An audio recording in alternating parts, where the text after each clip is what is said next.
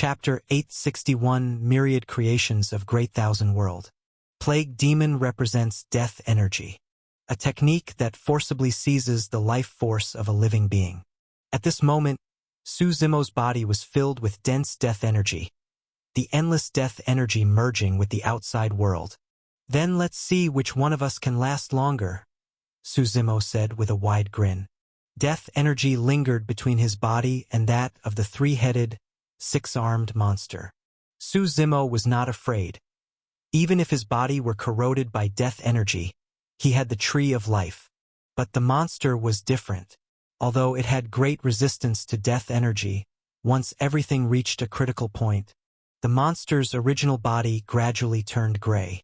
Its 6 arms began to fall off one by one, and its eyes gradually dimmed. The dense death energy swirled between the two of them.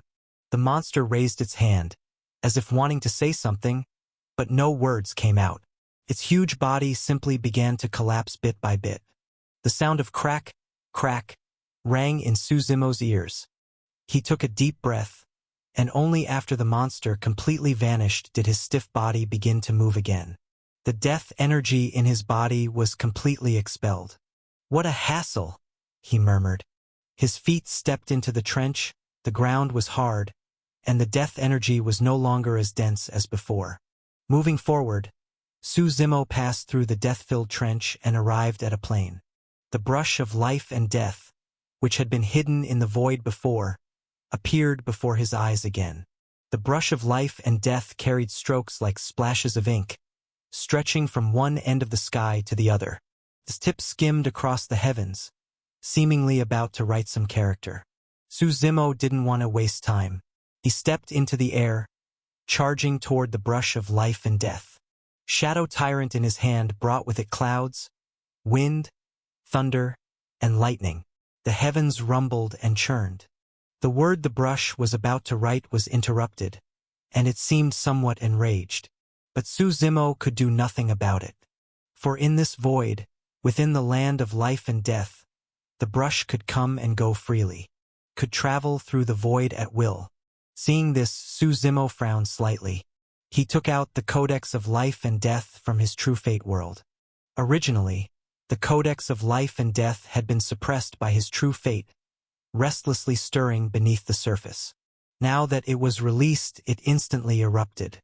The sound of "Hualala" followed, and the black and white pages of the Codex of Life and Death flipped open to the first page. Black and white light intertwined, soaring into the sky. The brush of life and death, previously hidden, seemed to sense something. It began to circle joyfully around the pillar of light. In that moment, Suzumo's entire body floated in the void. He could not control his body, for his consciousness was drawn into a new world. He stood frozen as one magnificent voice after another resounded. The Tao of life and death, profound and mysterious as the sea. The life and death of man are mutually transformative, the cyclical flow of heaven and earth's single breath. Every moment, every second, exists within the transformations between life and death, death and life. With each utterance, countless words poured into Suzumo's mind. Only after a long time did he open his eyes again. In his gaze swirled 2 colors, black and white. The Tao of life and death is one of the most important branch of the Grand Tao of Yin-Yang. All things under heaven cannot escape yin and yang, life and death, water and fire, large and small, black and white. Everything exists in relative opposition, and life and death are the most indispensable origins of all species, except for the legendary transcendent beings who, by opening the 12 meridian gates, achieve immortality and eternal life. All living beings are bound by birth, aging, sickness, and death. Put simply, in every moment of your existence, you are both living and dying at the same time. Suzumo slowly stretched out his hand. The Codex of Life and Death, accompanied by the brush of life and death, flew toward him from the horizon. The Codex of Life and Death and the brush of life and death are paired artifacts. Without one, the other cannot be used to its full power. Suzumo Mumut. The Codex of Life and Death, formed when heaven and earth first opened, records the life and death cycles of all things. It can decide a person's life or death, change fate, and seize opportunities. It is ranked 18th among the supreme god items of the outer heavens, in the myriad creations of Great Thousand World. This codex of life and death was born of heaven and earth, created by none. It is naturally formed, the most complete of the Grand Tao runes. As for what the Grand Tao runes truly are, Su Zimo frowned slightly. He had not yet come into contact with that realm. This information had all been imparted to him by the Codex of Life and Death. The last person to possess the complete Codex of Life and Death was the Undying Sage. Later, he was hunted down, lingered for 1,000 years, and prepared to leave the heavens beyond the heavens, paying a great price to destroy his future and escape to the primordial heartlands. But in the end, he was still struck down. In that battle, the Codex of Life and Death was left in the primordial heartlands, where it eventually came into the hands of Jinwu when he founded his lineage. That was when it reappeared in the world. The brush of life and death, however, changed hands several times, eventually being brought to the Heavenly Tao Academy by the Yin-Yang Sage. Taking in all this information, Su Zimo took a deep breath. He reached out his hands, holding the Codex of Life and Death in his palms, and began to study it. The setting sun sank in the west. The heartbroken man stood at the horizon. At the Heavenly Tao Academy, the sky gradually darkened.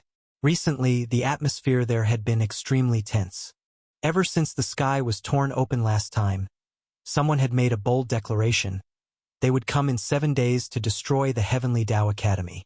Many students had already made their judgments. Some had left Heavenly Tao City early, and in these days fear had spread among the people. But the Heavenly Tao Academy had made no public statement. As night deepened, several figures gathered in a pavilion within the academy. Whispered voices carried out. Looks like they can keep their cool. Could it be they've decided to let the ship sink and take everyone down with them? That shouldn't be the case. After all, the Heavenly Tao Academy is the leader of human civilization. Then how about we spread the news within the academy? Our target is only the academy, not others. That fool Ao Nan. How will we explain this to the ancient dragon dynasty? At that, silence fell. To be honest, the people of the ancient dragon dynasty are domineering by nature. What will we do if they blame us? What can we do? He was too stupid, insisting on a life and death duel and making it hard for us to intervene. True enough. Let's all keep a low profile for now. After finishing, the few figures disappeared into the thick night. All around it was calm, but it was a strange kind of calm, like the stillness before a storm. Late at night, the gate of the land of life and death slowly opened. No one noticed, no one paid it any mind. Su Zimo, dressed in a purple robe, walked out with head held high. His expression was calm, revealing nothing of what he had just experienced. He oriented himself, then stepped into the air toward Vermilion Bird Island. The familiar sound of hammering still echoed above the island, sparks flying, rock-solid silhouettes swaying in the darkness. Chapter 862, The Stone Race. He was like a lighthouse in the darkness. No matter when or where one went to Vermilion Bird Island, they could always see him there, hammering away tirelessly and persistently, a profession that most would find dull and boring, yet he could find joy within it. Watching Rock-Solid's every movement, Su Zimo slowly walked forward. Junior brother Su, Rock-Solid was slightly surprised. Senior brother, aren't you going to rest? Su Zimo asked with a smile. No, Rus. Lately, Master has been very busy, so I'm staying here on Vermilion Bird Island in case there's anything I can help with, Rock-Solid replied. I heard you went into the land of life and death. Didn't expect you to come out so soon. Su Zimo nodded. As for matters regarding the Codex of Life and Death, he wasn't planning to tell anyone. Senior brother Rock, where are you from? Su Zimo asked casually. I am from the Stone Race, somewhat different from you humans, Rock-Solid replied. Hearing this, Su Zimo was slightly taken aback. How did that saying go? Suddenly turning back, that person was right there in the dim light. Or searching high and low, only to find it without any effort at all. Previously, the sword spirit of the broken sword had said that to reforge the true God sword, he would need to use the supreme God hammer and the 9-curve God fire. The 9-curve God fire was within the Heavenly Tao Academy, but Su Zimo had no leads regarding the supreme God hammer, which belonged to the stone race. Unexpectedly, someone from the stone race had been right in front of him all along. "What's wrong, junior brother Su?" Rock Solid asked curiously. "It's nothing." Su Zimo shook his head slightly.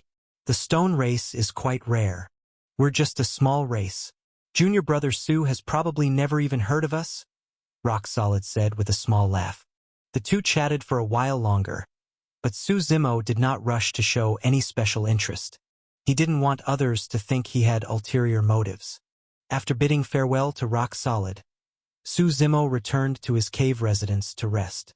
The night passed without incident. With the morning dew sparkling like crystals, the vitality of spring was reviving once more. The students of the Heavenly Tao Academy were already awake early. Some hadn't even slept the whole night. Some were devouring the purple essence of heaven and earth, flowing east for 3,000 miles. Some rode their swords through the air, clothes fluttering gracefully, an enviable sight like that of immortal couples. However, starting from early morning, the Heavenly Tao Academy seemed to be filled with many new voices. No one knew where these rumors began or who spread them, but they appeared in the various branches of the Academy. Some said that in a few days, enemies would attack the Academy, advising everyone to leave early. Some said they hoped the Academy would give an explanation. More absurdly, some claimed the Academy planned to drag all students down with it in its demise. In short, as more people said these things, more people began to believe them. This voice grew louder and more intense within the Academy, to the point where it was becoming hard to suppress. After all, it concerned everyone's safety. They could not afford to take it lightly. Su Zimo came out from his cave residence and saw the busy figure of Venerable Nu. It seemed he was setting up a formation over the entirety of Vermilion Bird Island. This formation was vast and covered a huge area. Although Su Zimo didn't know exactly what kind of formation it was, he could feel the strong fire attribute power within it. Upon closer inspection, one could see that the true sun fire between heaven and earth was being slowly absorbed. It was merging with the southern luminous fire around Vermilion Bird Island. Although the feeling was subtle, it could not escape Su Zimo's spirit sense. He had told Venerable Nu before, by merging the sun's true fire with the southern luminous fire and supplementing it with the leaf of life, on the full moon night 3 days later, at the time of extreme Een, it would be the best chance to resurrect the Vermilion Bird. Seeing Su Zimo emerge from the cave, Venerable Nu smiled at him. "The formation should be completed by tomorrow night." "I know," Su Zimo said, glancing around and nodding slightly. "Leave it to me when the time comes." After parting with Venerable Nu, Su Zimo once again passed by Rock Solid's smithy. "Good morning, Senior Brother Rock," Su Zimo greeted as he passed, since he would need his help later on. "Junior Brother Su, I suggest you don't go out today," Rock Solid quickly said. "Just stay on Vermilion Bird Island." "What's the matter?" Su Zimo asked in confusion. "Do you know Ji Ruobing?" Rock Solid asked. "Who?" Su Zimo shook his head slightly. "Seems like you really don't bother yourself with outside affairs," Rock Solid chuckled. "Among your class of new students at the Heavenly Tao Academy, besides you and that Mo Tianming, who are the most prominent because you both passed the 10th floor of the Heavenly Tao Tower, the other rising star is Ji Ruobing." "What does that have to do with me?" Su Zimo asked, still puzzled. "Do you know her identity?" Rock Solid pressed. Seeing Su Zimo's confused expression and shake of the head, Rock Solid continued.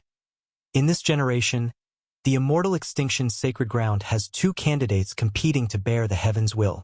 One is a holy son, the other a saintess. The holy son was kept within the sect for training, while the saintess was sent here to our Heavenly Tao Academy." "You're saying this Ji Ruobing is the saintess of the Immortal Extinction Sacred Ground?" Su Zimo asked. "But what does that have to do with me?" "Don't rush. Let me finish," Rock Solid said. This Ji Ruobing is a martial fanatic.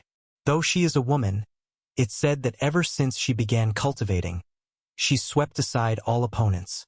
Among the younger generation, she has never been defeated.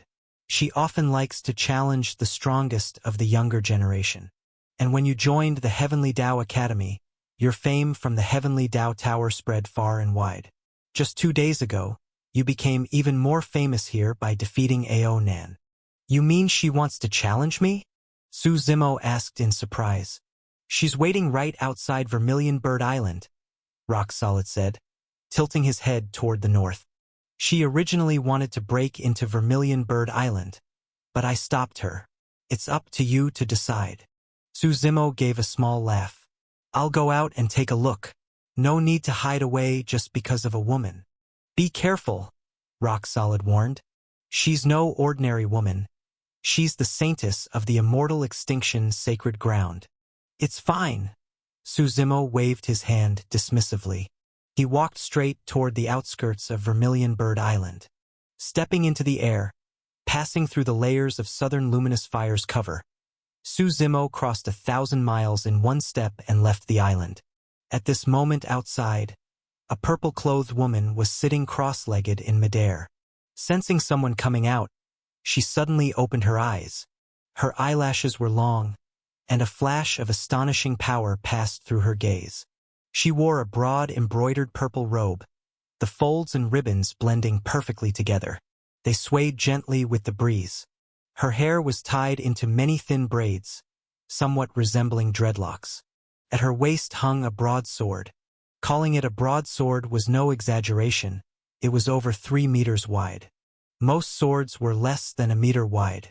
Moreover, the middle of the sword was hollow, as if hung with countless barbed spikes, making it striking to behold. The woman's gaze fixed on the man who had just emerged. Chapter 863. I know I'm handsome. From a very far distance, Su Zimo could already see the other party. But he didn't pay her any attention and instead continued stepping through the air straight ahead. With a metallic clang, the sound of a sword's cry rang through the surroundings. An immensely powerful sword intent, like a torrential flood, slashed down just 1 meter in front of Su Zimo. The rumbling explosions followed. It was as if the heavens themselves had been torn apart, a short-lived chasm appearing ahead. It blocked Su Zimo's path forward. Su Zimo looked up at the other party. Fight me? The woman said proudly, chest held high. Not interested. Are we that close? Su Zimo replied. Shouldn't the strong challenge even stronger opponents, and by doing so climb all the way up to the clouds to become even stronger? This woman was Ji Ruobing. Her eyes burned as she looked at Su Zimo. The way you're acting, you seem a bit afraid of death. I just think you're too weak. Su Zimo shook his head with a helpless laugh.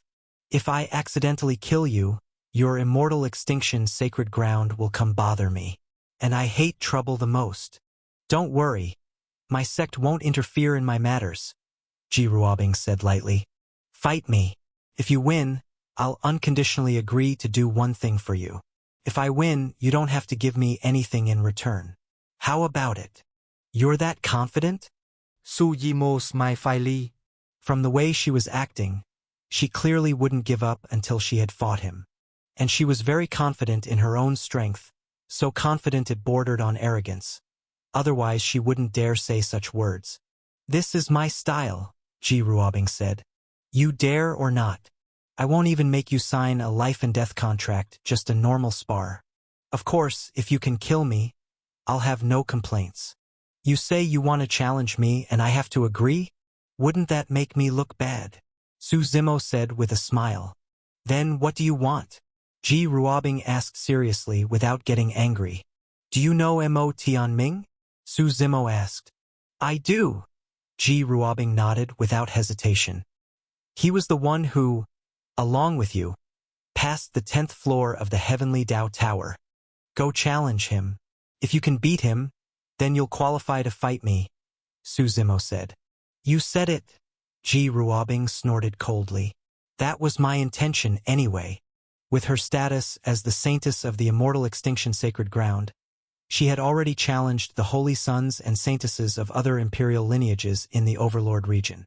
These people were not unfamiliar to her. It was instead Su Zimo and Mo Tianming, these two newly emerged prodigies, that had caught her interest. A martial fanatic, Su Zimo muttered as he watched her stepping into the air and leaving. She's really easy to trick. I guess Mo Tianming will have to take the trouble for me. He stepped into the air and went straight into the Heavenly Tao Academy. Inside the academy there was a library, a place dedicated to storing books. These so-called books naturally included cultivation methods, meridian techniques, secret arts, as well as miscellaneous records and strange tales.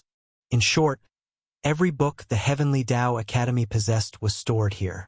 As the largest academy of the human race, the books it recorded were vast beyond measure.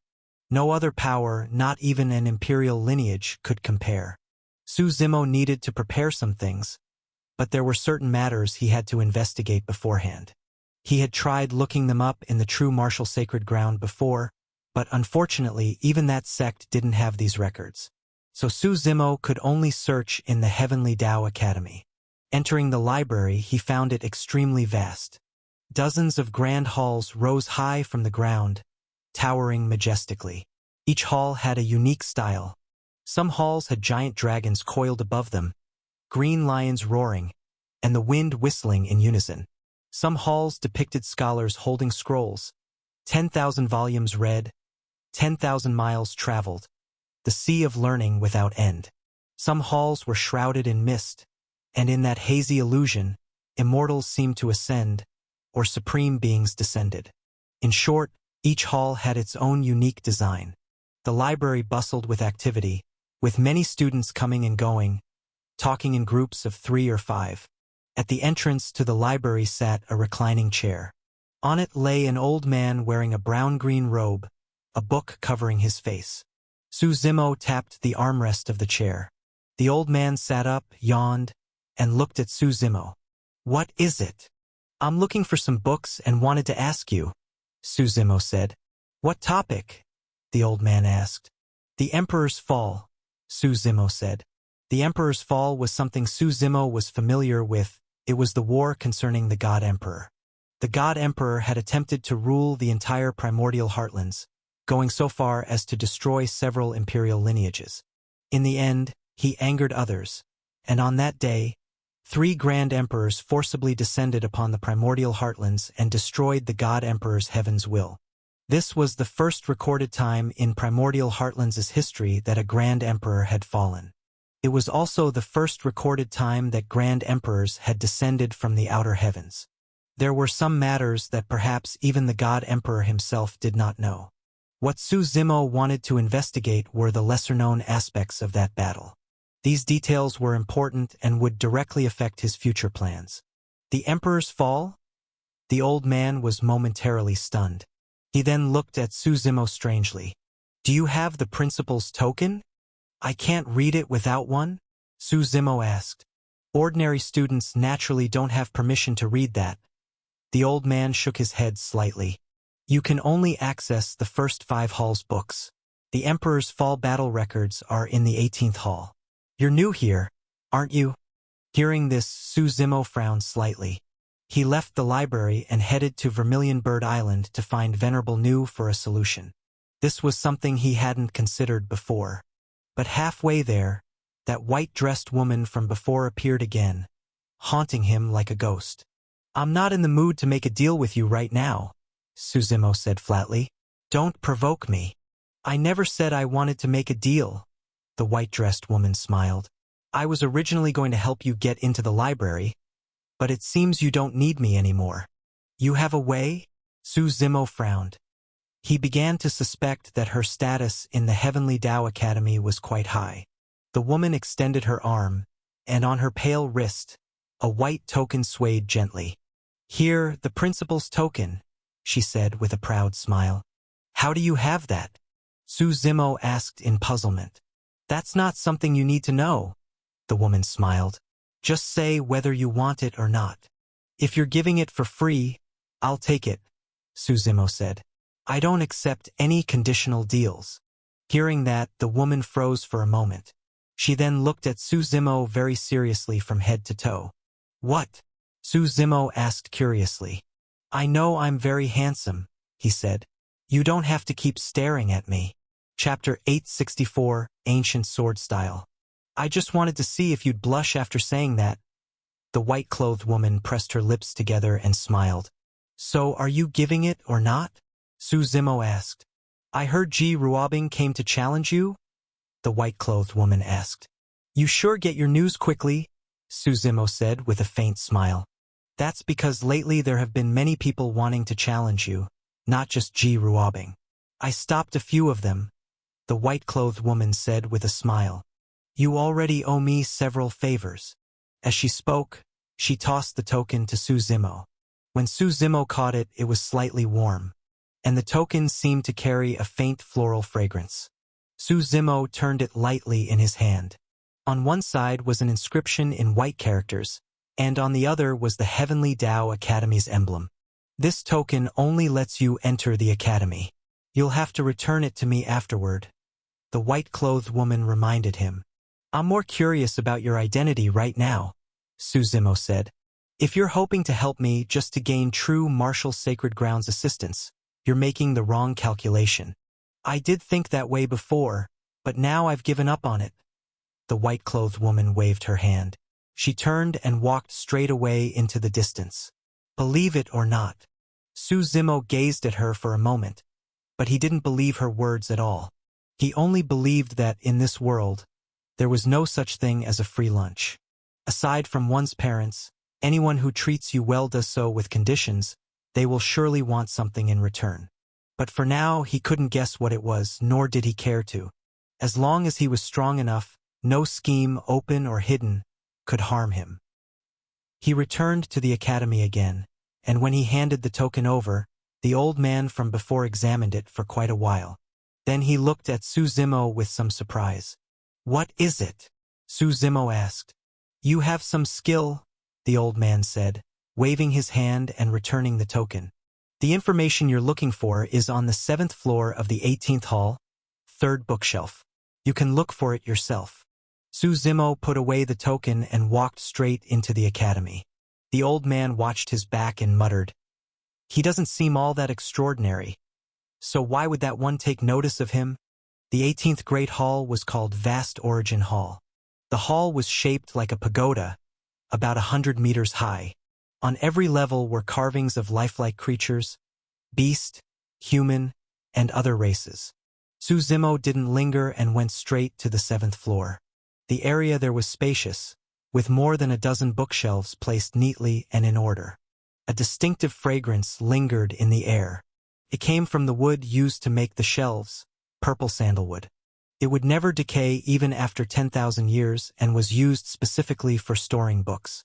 After searching for a while, Su Zimo finally found the book he wanted, Records of the Emperor's Fall. The Death of the God Emperor. The book was thick. Su Zimo skipped over unimportant parts and looked directly for what he wanted to know. Sunlight streamed through the lattice-patterned windows outside, cast an illusory image on the floor. Dust lay lazily by the windowsill, stirred only now and then by a light breeze.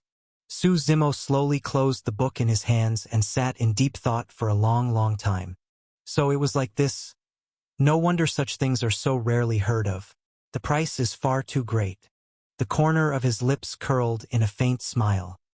He returned the book to its place and strode out of the hall and the academy. "Did you hear? The Saintess of the Immortal Extinction Sacred Ground has arranged a duel with a new student over at the Myriad Martial Platform." "Yeah, and that new student isn't simple. He crossed the 10th floor of the Heavenly Tao Tower. I think his name is Mo Tianming. If the Saintess is challenging him, he's obviously extraordinary. I also heard that the other new student who crossed 10 floors killed the holy son of the ancient dragon dynasty. Let's go watch.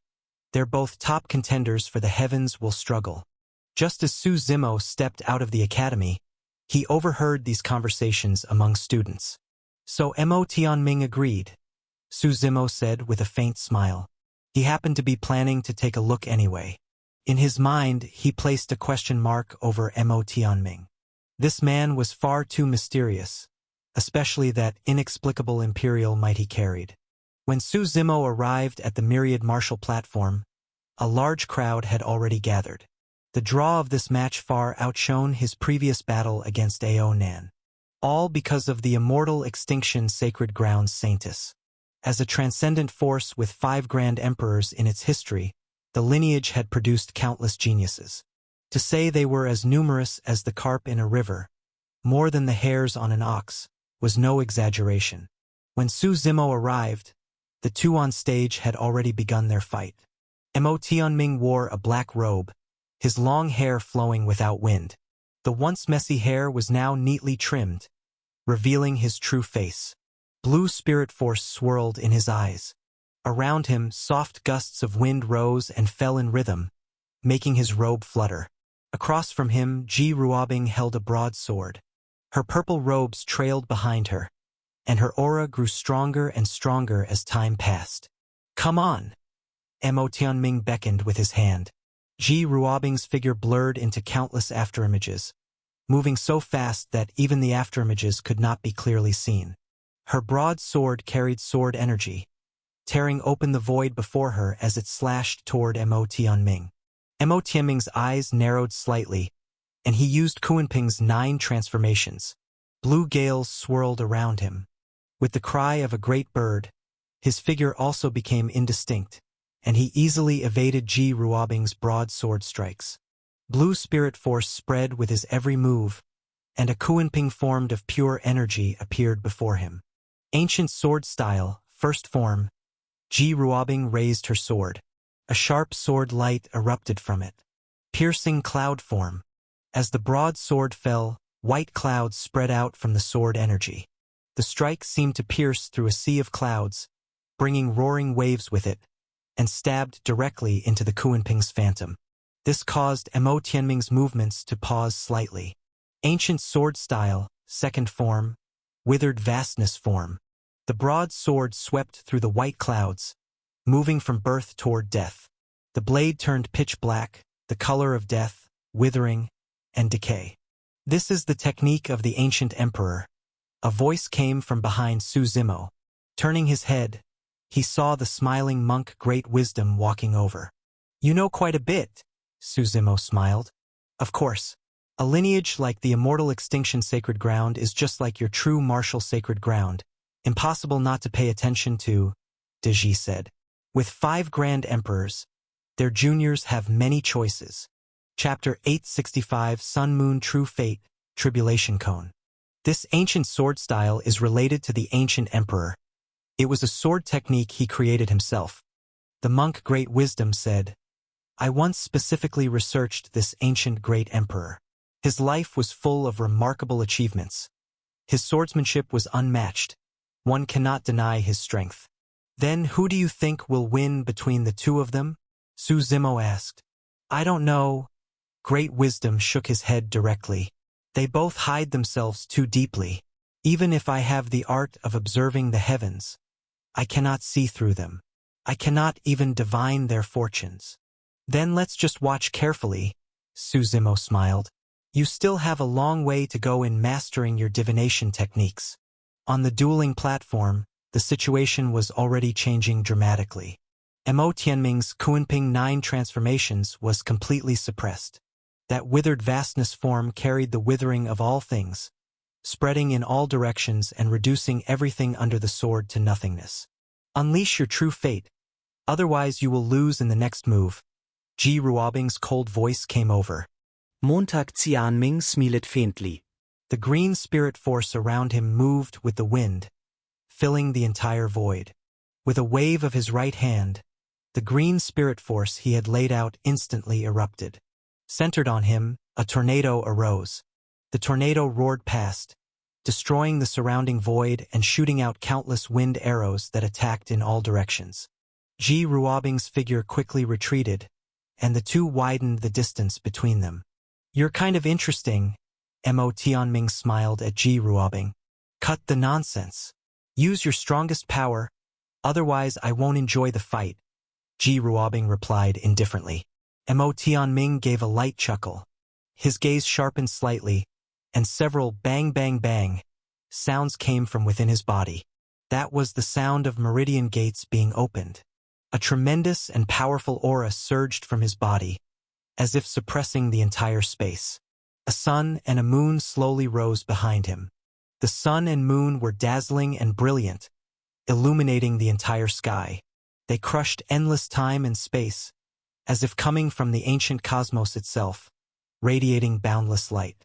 But at the same time, they carried a power to destroy heaven and earth. He had used the sun and moon as a template to replicate his true fate. When this sun and moon appeared, everyone was left gaping. It was known that the condensation of a true fate was intimately connected to all things in the world. Flowers, grass, trees, birds, and beasts, all could be used to condense one's true fate. The stronger the object used as a template, the stronger the resulting true fate, and the greater its potential. Like Su Zimo's true fate world, spanning across all heavens and all ages, there was only one such existence. The dangers and difficulties involved were known only to him. As for Mo Tianming, to be able to use the sun and moon as his template for true fate showed just how much he had endured. Even Ji Ruobing was momentarily distracted at this sight. This reverse sun and moon rising into the sky faced the real sun above and mirrored it.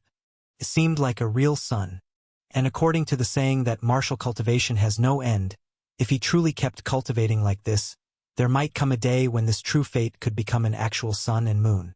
Interesting, Su Zimo said with a smile. It was well known that the stronger the true fate, the harder and riskier it was to condense. Since ancient times, there had been those who wanted to use the sun and moon as their true fate. But in the end, they all turned to dust, melted away under the sun's light, leaving not even a corpse. That was the level of danger and difficulty involved. For someone to achieve this, no matter what, he should have some fame in his homeland. The monk Great Wisdom said, even if he is a rogue cultivator, his name should be known. How could he be so completely unknown, to the point that before he came to the Heavenly Tao Academy, we had never heard of him? The world is vast. There are plenty of people you haven't heard of, Su Zimo said with a smile. But Mo Tianming is indeed strange. Even I cannot completely see through him. On the dueling platform, the atmosphere had reached a critical point. Mo Tianming's true fate sun and moon rose high, carrying a powerful pressure. Their brilliant light so dazzling that people could hardly open their eyes. Ji Ruobing was not to be outdone. Centered on her, a cone shimmering with 5 colors tore open the void, rising to face the sun and moon. The cone had 5 colors: black, white, green, purple, and orange. They wound around each other like interlinked rings. The cone gave off a dangerous feeling. Just looking at it could freeze one's soul. It made one's whole body shiver. This is... Great Wisdom's face changed the moment the 5-colored cone appeared. The Tribulation Cone. What's that? Su Zimo asked curiously. A Grand Emperor true treasure, and not an ordinary one, but one that connects directly to a great emperor's origin. Great Wisdom said solemnly. You know about the Tribulation Emperor, right? Yes, the 3rd-generation Grand Emperor of the immortal extinction sacred ground. Su Zimo nodded. It's said that the Tribulation Emperor specialized in studying calamities. With just a wave of his hand, countless tribulations would descend, Great Wisdom said. There's also a rumor that when he bore the heaven's will, he had even comprehended the heavenly tribulation. Do you know how terrifying a heavenly tribulation is? It's what the heavenly Tao uses to erase existences that violate its rules. And what does that have to do with the Tribulation Cone? Su Zimo asked. The Tribulation Cone is not an ordinary weapon. It was forged by the Tribulation Emperor from countless calamities. It belongs to the category of form-based attacks, Great Wisdom explained. This Ji Ruobing used the Tribulation Cone as her object to replicate her true fate. So what she condensed isn't truly a weapon, but rather a calamity itself. So who do you think will win now? Su Zimo asked with a smile. Still can't say. They both have a chance to win. Great Wisdom shook his head again. On the dueling platform, the two were brimming with momentum, confronting each other head-on. Heavenly Thunder Tribulation! Ji Ruobing gave a soft shout. The purple section of the tribulation cone began to shine more brightly. A beam of light shot straight into the clouds, stirring the skies and churning the winds. Thunder rumbled from above. Sparks crackled overhead as the sound of lightning strikes condensed. Looking up, people could faintly see a vortex of heavenly thunder hidden in the void above. Suddenly, when the thunder had built up enough power, with a loud boom, the lightning transformed into a torrent, like a great river, crashing down with astonishing force. Sun Moon Realm. Mo Tianming gave a cold snort. He extended his right hand, and a powerful force gathered at his fist. The sun and moon above radiated endless light that purified all ages, and finally connected to form a barrier. It enveloped him completely. The barrier of sun and moon power was divided into red and blue halves. When the rolling thunder fell, it sparked countless bursts of light, but to no avail. It was completely blocked. Chapter 866, Becoming Tathagata, Great Sun Undying. Watching the rolling heavenly thunder crash down, yet all of it was blocked by the Sun-Moon realm. Ji Ruobing frowned slightly. She said calmly, "Since your Sun-Moon realm is so strong, then I will make the flames burn even fiercer." With a wave of her right hand, the tribulation cone behind her spun rapidly. Blazing fire tribulation. Waves of fierce flames spread out from it. The blazing flames were so hot they nearly melted the entire void. The fire spread, surrounding the entire Sun-Moon realm. Because part of the Sun-Moon realm's power belonged to the sun, it represented intense heat. So at this moment, the blazing fire tribulation merged completely into the Sun-Moon realm, trying to break down this barrier from within. Feeling the scorching heat coming from inside, Mo Tianming frowned slightly. His gaze swept across, and the sun and moon above his head began to rotate, drawing all the power of the Sun-Moon realm back into themselves. Since defending is pointless, I might as well attack. Mo Tianming snorted coldly. The power of the sun and moon enveloped his entire body, and a thunderous roar surged from within him. A torrent of spirit force flowed and surged through his extraordinary meridians and all his vital channels. His presence was astonishing. Just a casual movement shattered the void, and an oppressive might bore down. His speed was so fast that, in an instant, he turned into a stream of light and appeared behind Ji Ruobing.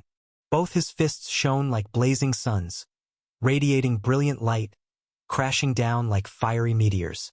With a loud boom, the power of the sun and moon spread out, striking heavily against the tribulation cone's true fate.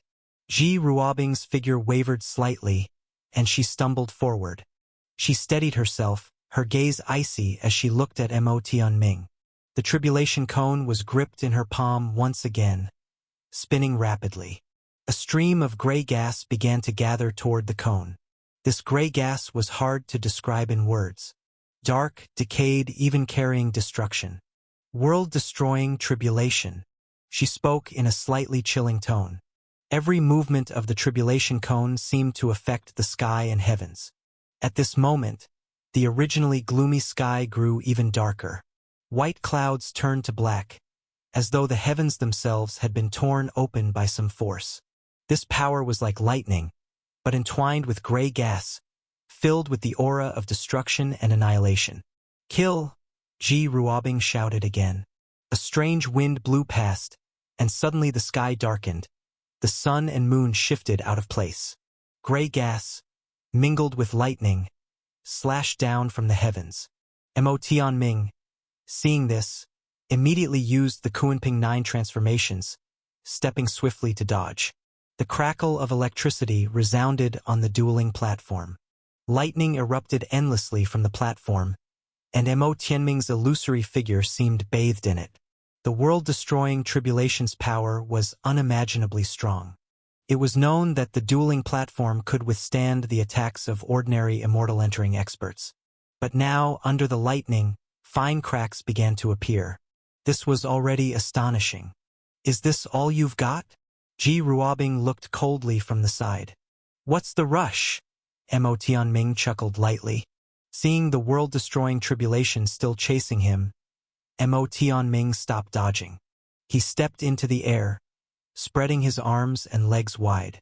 The sun and moon behind him rotated, then rose high into the sky. Two vast beams of light shot upward from the sun and moon. Everyone looked up to see the dark clouds of the world-destroying tribulation's sky torn apart. The sun-moon true fate faced the sun in the sky. From the sun, strands of true solar fire burned down, merging endlessly into the sun-moon true fate. At this moment, everyone felt an immensely powerful aura. The sun and moon had already been dazzling, but now they grew even stronger. When the sun-moon true fate reached a critical point, it surged into Mo Tianming's own true fate. In the next moment, golden light radiated from Mo Tianming's body. He transformed himself into a vast blazing sun. The intense heat evaporated the air within dozens of meters around him, melting the void. When the world-destroying tribulation struck him, he actually blocked it with his physical body. Becoming Tathagata, great sun undying. The roaring flames burned as Mo Tianming turned into countless afterimages, charging at Ji Ruobing. After a few exchanges, Ji Ruobing was completely suppressed. She had no chance to fight back. Another clash of fists and palms sent both of them staggering back several steps. Ji Ruobing's expression grew solemn. She looked down at her right hand. It was scorched dark, and she could feel a burning pain on her skin. In that case, let's decide the match with one move, Ji Ruobing said coldly. The tribulation cone behind her floated again, spinning rapidly. Profound water tribulation, boundless immortal tribulation, nine-turn divine tribulation. In one breath, Ji Ruobing called out three great calamities. The cone's rotation reached its limit. The profound water surged forth, heavy enough to crush all things, like countless crashing waves engulfing the heavens. The immortal might swept across, turning into a sky full of purple lightning. This lightning suppressed all ages, destroying even immortal entering experts upon contact. The divine tribulation defied the heavens with 9 turns, each stronger than the last, gathering power until it seemed to pierce the sky itself. It was clear Ji Ruobing was going all out, fighting with complete seriousness. As the 3 calamities descended, Mo Tianming also became the great sun, shining upon the world, suspended in midair. Not watching anymore, Su Zimo said, waving his hand to the monk Great Wisdom. What's the matter? Why stop now? Great Wisdom asked curiously. He didn't use his full strength, so he's bound to lose, Su Zimo replied. There's no point watching. The outcome is already clear. You mean the Imperial Might? Great Wisdom frowned. The only thing about him worth my attention is that Imperial Might, Su Zimo said. With that, his figure left. This battle wasn't worth watching, because Mo Tianming had been holding back from the start. Although he transformed into the great sun, his endurance was ultimately limited. When the 3 calamities descended together, he couldn't withstand them, and was directly defeated. His body crashed heavily onto the dueling platform. You win, Mo Tianming said calmly as he stood up, patting the dust from his clothes. I don't believe this is all you've got, Ji Ruobing frowned. We've fought already. What more do you want? Mo Tianming said indifferently. If there's nothing else, I'll be leaving. Watching Mo Tianming's departing back, Ji Ruobing's brows furrowed, but soon relaxed. Forget it. My goal is that other guy anyway. Back on Vermilion Bird Island, Su Zimo had just returned when Venerable Nu summoned him. Chapter 867 Fusion of Fires. My formation is almost ready. Venerable Nu found Su Zimo and said, Next, it might be up to you. Tonight is the night of the full moon. I'll be there by then. Su Zimo nodded slightly. Thank you, Venerable Nu said solemnly. After parting with Venerable Nu, Su Zimo went to find Rock Solid. He briefly told Rock Solid about opening the formation tonight to resurrect the Vermilion Bird. Rock Solid was naturally overjoyed, continuously thanking Su Zimo. He had come to this Vermilion Bird Island to cultivate a long time ago and had long regarded Venerable Nu as family. Now that Su Zimo was willing to help, his goodwill toward him naturally grew even stronger. Can you tell me about your stone race? Su Zimo asked. Why is Brother Su suddenly curious about our stone race? Rock Solid asked in puzzlement. To tell you the truth, I've always been searching for the stone race, Su Zimo said honestly. It's just that now, by coincidence, I've met you here. You can be considered the first person from the stone race I've encountered. I don't quite understand. Rock Solid shook his head and said, Why are you looking for our stone race? Have we ever offended you? No, no, no. Su Zimo quickly shook his head. He said, Since Brother Rock is from the stone race, have you heard of the Supreme God Hammer? Supreme God Hammer? Rock Solid frowned slightly, thinking for a moment. Finally, his expression changed, and he looked at Su Zimo with some surprise. Where did you hear that from? I have my own sources, Su Zimo replied. He had no intention of telling the other party about the true God Sword. This is a secret of my stone race, something only the High Elders can know. Where did you get this information, Brother Su? Rock Solid still asked with some suspicion. A secret. Su Zimo smiled. It seems Brother Rock's identity in the stone race is not simple either. You misunderstand, brother. I only learned about it unintentionally because of some special circumstances. I can't be considered any sort of high elder. Rock Solid waved his hand and replied, Why are you bringing up the Supreme God Hammer? You're not even a weaponsmith. I want to borrow it to forge a weapon, Su Zimo replied. If you want to use the Supreme God Hammer to forge a weapon, then it seems this is no ordinary weapon you plan to make. Rock Solid laughed. This is something I've always dreamed of doing myself. Then could you speak to your people about it? Su Zimo asked. This? Rock Solid hesitated for a moment. Finally, he sighed and said, It's not that I don't want to, but some matters are too complicated. It's not complicated. Just speak slowly, and I'll listen, Su Zimo said with a smile. In the past, if you wanted to borrow the Supreme God Hammer, just by helping my master resurrect the Vermilion Bird, I would have gone all out to help you, Rock Solid replied. But in recent years, my stone race has suffered a great calamity. We can barely protect ourselves now, so how could we dare to take out our treasured artifact so easily? What great calamity? Su Zimo asked curiously. You should know that my stone race is a race born for forging. Everyone in the race is exceptionally gifted and has unique insights into weapon forging, Rock Solid said. But a few years ago, the Feather race began attacking us continuously, wanting to dominate us. They want to make the stone race a subordinate race under them, specializing in crafting weapons for them. So that's how it is. Su Zimo chuckled lightly. Yes, my coming to the Heavenly Tao Academy to train was also the chief's idea. He sent all our most talented members out into the world. In case one day our race is truly destroyed, we still hope there will be a chance to rebuild. Rock Solid sighed. At a time like this, let alone lending you the Supreme God Hammer, even surviving is a luxury for us. If I resolve your clan's crisis, will you give me the Supreme God Hammer? Su Zimo smiled. You? Rock Solid froze for a moment, then said, I'm not joking with you. I'm not joking either, Su Zimo said with a smile. Do you even know about the Feather race? Rock Solid asked again. A whole race isn't something you can just deal with casually. I don't have the patience for jokes. You take me to the Feather race. Whether I can deal with them is my concern, Su Zimo replied. Anyway, you don't have a choice right now. Desperate times call for desperate measures, so why not give it a try? Hearing Su Zimo's words, Rock Solid thought for a moment. It made sense. Desperate times call for desperate measures. All right, I'll agree, Rock Solid nodded. When will we go? Tomorrow, Su Zimo said.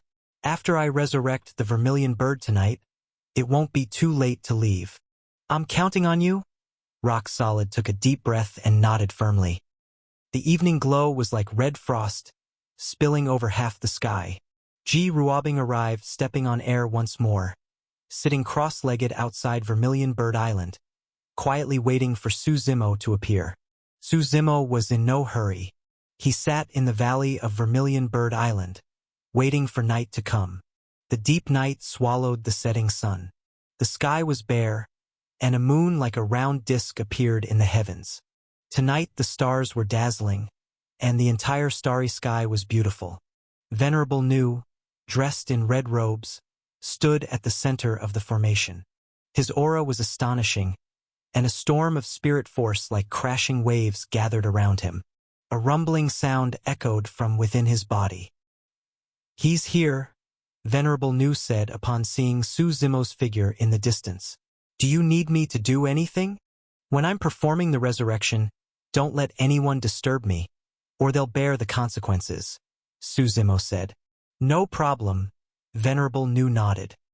Once Venerable Nu stepped out of the formation and stood guard to the side, Suzimo entered the formation.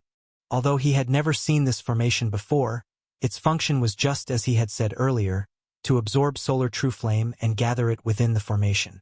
Suzimo took control of the formation. With a wave of his hands, the vast formation began to spin. Endless spirit force from heaven and earth gathered toward this place, and the entire formation rotated rapidly. At the edges of the formation, golden red flames blazed and spread fiercely. The solar true flame was without doubt one of the most powerful flames in the world. The searing heat illuminated Suzimo's face in a deep red glow. Suzimo slightly raised his head, spirit force surging around him. With his movements, he stirred the solar true flame dancing wildly in the sky. At the same time, the southern luminous fire surrounding Vermilion Bird Island also seemed to respond to a summons. It began to burn intensely. Originally, under Venerable Nu's control, the southern luminous fire was harmless. But now, as it ignited, the void itself melted away. Its high temperature burned everything. Nothing under heaven could escape it, and its power was immense. As Suzimo moved and the formation operated, the two flames slowly began to fuse together. Chapter 868, Heading to the Stone Race. Two different flames were burning fiercely. Wherever they passed, the earth was left in ruins, and all things were burned to ashes. Gold and blue intertwined with each other. These flames were so intense that even an ordinary person glancing at them would have their eyes melted. Temperatures exceeding tens of thousands of degrees surrounded from all sides. Like a tornado storm, they came sweeping in from every direction, enclosing Suzimo at the center. Even someone as strong as Suzimo could feel the scorching heat, and beads of sweat had already formed on his forehead. He raised both hands upward, causing the two flames to merge together, fusing more and more as they rose into the sky. They condensed into a true tornado of flames. As this tornado spun, it gradually fused into one. Finally, it all surged toward that scarlet vermilion bird heart. Suzimo carefully controlled it. The control of the flame had to be extremely precise. Too little and it would fail to activate the heart. Too much and it would destroy it instantly. Even for him, maintaining this balance required a great deal of effort. When the storm formed by the fusion of the two flames poured into the heart, the two present seemed to hear the thump, thump, thump of a heartbeat. Venerable Nu looked up slightly and saw a faint illusory shadow of the vermilion bird appearing above the heart. This state continued for nearly half an hour. Finally, a sharp cry of a bird broke the silence. The heartbeat's rhythm grew faster and more astonishing. And as it gradually grew larger, Suzimo no longer needed to control the flames. The heart could now absorb on its own. When the crimson flames completely surrounded the heart, Suzimo seized the moment and threw the leaf of life. A rich aura of life streaked through the air like an afterimage. Then it was ignited by the blazing flames. Within the red flames were traces of green, crackling as they burned. Before this, the heart had always felt lifeless. But now a rich vitality was present, growing stronger and spreading outward. The key to this resurrection lay in the vermilion bird's heart. Simply put, it was about remolding the body and condensing the god soul. Fortunately, it was a god beast. If it had been an ordinary demon beast or human, resurrection would have been impossible. The raging flames burned on. At this point, it was no longer in Suzimo's hands. Whether it could be reborn depended on its own fate. Su Zimo had done nearly everything he could.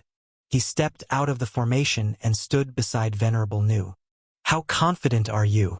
Venerable Nu asked. "If it has an unyielding heart, 80%. If it has truly decided to die, then nothing can save it," Su Zimo said truthfully. Within that mass of flames, an astonishing power was gathering. Suddenly, a loud and piercing cry rang out from within the flames. The once amorphous mass of fire seemed to stretch out, transforming into a massive bird that soared straight into the sky. It flew high in the heavens. Although its true appearance couldn't be clearly seen, its outline could be discerned through the flames. The great bird's entire body was a blazing red. Its feathers, layered one upon another, were orderly and full-winged. Especially its claws, which looked incomparably tough at first glance, as if they could pierce through all defenses in existence. Its head bore something like a crown, exuding nobility and composure. Its tail, with 7 or 8 feathers arranged neatly, had shapes and colors that stood out. The red was tinged with a bit of dark yellow. They spun into small whirlpools at the tail's end. This was the legendary vermilion bird, one of the 4 divine beasts. The vermilion bird represents the southern Bingding fire. Its liquid becomes dragon, its chi becomes bird. Its chi rises to become heaven, its form descends to become earth. Thus it is the foundation of the great elixir. "Chinger!" Venerable Nu shouted toward the sky. He laughed joyfully. Alive. Ginger is alive. In the end, he was even moved to tears. This vision pierced straight into the heavens, visible above the entire Heavenly Tao Academy. Even the residents of Heavenly Tao City could see it. The magnificent vermilion bird soared beneath the grand starry sky. Suddenly, the vermilion bird cried out in pain, the flames on its body burning stronger and stronger, as if they would consume it entirely. The vermilion bird's cries were full of anguish. "How could this happen?" Venerable Nu shouted anxiously from below. "Don't worry," Su Zimo waved his hand. "This is also why I had you choose the night of the full moon." With a wave of his right hand, a great hand of condensed spirit force reached toward the sky. The full moon night is when the lunar energies of heaven and earth is at their peak. Following the movement of the great astral hand, pure light from the moon streamed down. Bathed in the bright moonlight, it enveloped the burning vermilion bird. As the moonlight shrouded it, the flames on the vermilion bird's body grew smaller and smaller. Because of the fusion with the solar true flame, it could activate the southern luminous fire. But they are ultimately 2 different types of flame, Su Zimo explained. After resurrection, the vermilion bird will still experience internal conflict. I understand, Venerable Nu Norded. "There's something else you should be aware of," Su Zimo said. "Although she's revived, all of her past memories have been erased. She remembers nothing now. I know, as long as she's alive, that's all that matters." Venerable Nu nodded repeatedly. As the vermilion bird slowly descended and began to take human form, Su Zimo patted Venerable Nu on the shoulder. "I'll be going now. Once she finishes transforming, find her some clothes." Watching Su Zimo's departing back, Venerable Nu suppressed his excitement and said solemnly, "Thank you." Su Zimo waved without looking back. He no longer concerned himself with the vermilion bird and returned to his cave dwelling. Tomorrow he would go with Rock Solid to the Feather Race to resolve the matter of the Supreme God Hammer. Because of the vermilion bird's revival, the Heavenly Tao Academy was especially lively that night. As for what happened next, that would be Venerable Nu's matter to handle. The night passed without words. When Su Zimo stepped out of his cave the next morning, Rock Solid was already waiting outside. He looked rather impatient. After all, it concerned the life and death of his race. "Do you still remember what you said yesterday?" Rock Solid asked directly. "Let's go," Su Zimo said with a smile and a nod. The 2 of them stepped into the air, heading out of the Heavenly Tao Academy. According to Rock Solid, the Stone Race was actually not far from Heavenly Tao City. Similarly, the Feather Race had relocated nearby to make it easier to attack the Stone Race. About 300 miles east of Heavenly Dao City was where the Stone Race and the Feather Race were locked in battle. But just as the two of them had left Vermilion Bird Island, a surge of sword energy blocked their way. Wasn't it agreed we'd have a duel? Are you trying to run? Ji Ruobing's cold voice came from the side. Chapter 869, The Sparrow Va, The Grand Aspiration. Junior Sister Ji, we still have matters to attend to. Please don't block the way, Rock Solid said calmly. When it came to matters concerning the Stone Race, he wasn't going to be polite to anyone. This is between me and him, Ji Ruobing said flatly, her sword pointing at Su Zimo. Seeing that Rock Solid was about to say something else, Su Zimo waved his hand and said with a smile, Senior brother, wait here for a bit. I'll be right back. Can you handle it? Rock Solid asked. She's the saintess of the immortal extinction sacred ground. If I can't even deal with her, how could I possibly talk about dealing with the Feather Race with you? Su Zimo replied with a smile. Let's go to the dueling stage. Fighting isn't allowed in other areas of the Heavenly Dao Academy, Su Zimo said to Ji Ruobing. That's exactly what I had in mind. Ji Ruobing nodded. The three of them stepped into the air toward the dueling stage, their imposing aura soaring, their figures turning into streaks of flowing light. They landed on the dueling stage. Seeing that a great battle was about to start, some students at the 10,000 martial stage and other onlookers began spreading the word again. More and more students gathered. The saintess of the immortal extinction sacred ground was challenging someone again. And after defeating Mo Tianming yesterday, today she was challenging the other person who had once ascended to the 10th floor of the Heavenly Dao Tower alongside Mo Tianming. This was certainly a spectacle worth watching. Su Zimo even saw Mo Tianming in the crowd, as well as the woman in the white dress who had borrowed his token earlier. Good luck, young master. Ren Pingsheng and Monk Great Wisdom cheered for him from below the stage. Su Zimo shook his head with a helpless smile. He had thought it would be just an ordinary sparring match, but these people were making a big deal out of it. Sure enough, the world never lacked idle onlookers who loved a spectacle. Who do you think will win? Of course it's Ji Ruobing, no question. But that Su Zimo guy killed Ao Nan before. He's not simple. Don't be so sure. So what? Can Ao Nan even be compared to Ji Ruobing? It's like a sparrow compared to a grand aspiration. Well, let's just wait and see.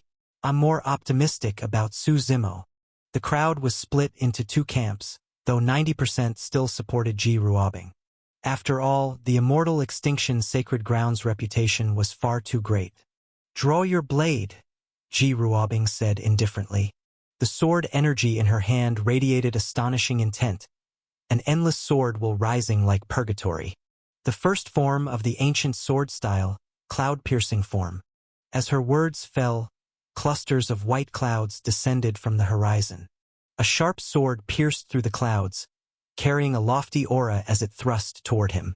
If it were an ordinary person, they would already be confused by the clouds and unable to see the sword energy clearly. Su Zimo lightly flicked his fingers, striking the incoming sword tip precisely. The once rigid blade wavered, and Ji Ruobing was forced back several steps. The second form of the ancient sword style, withering form. The long sword struck again, carrying an aura of destruction and decay. At this moment, it seemed the very void itself was infected, crumbling apart in withering decline. Su Zimo smiled slyly.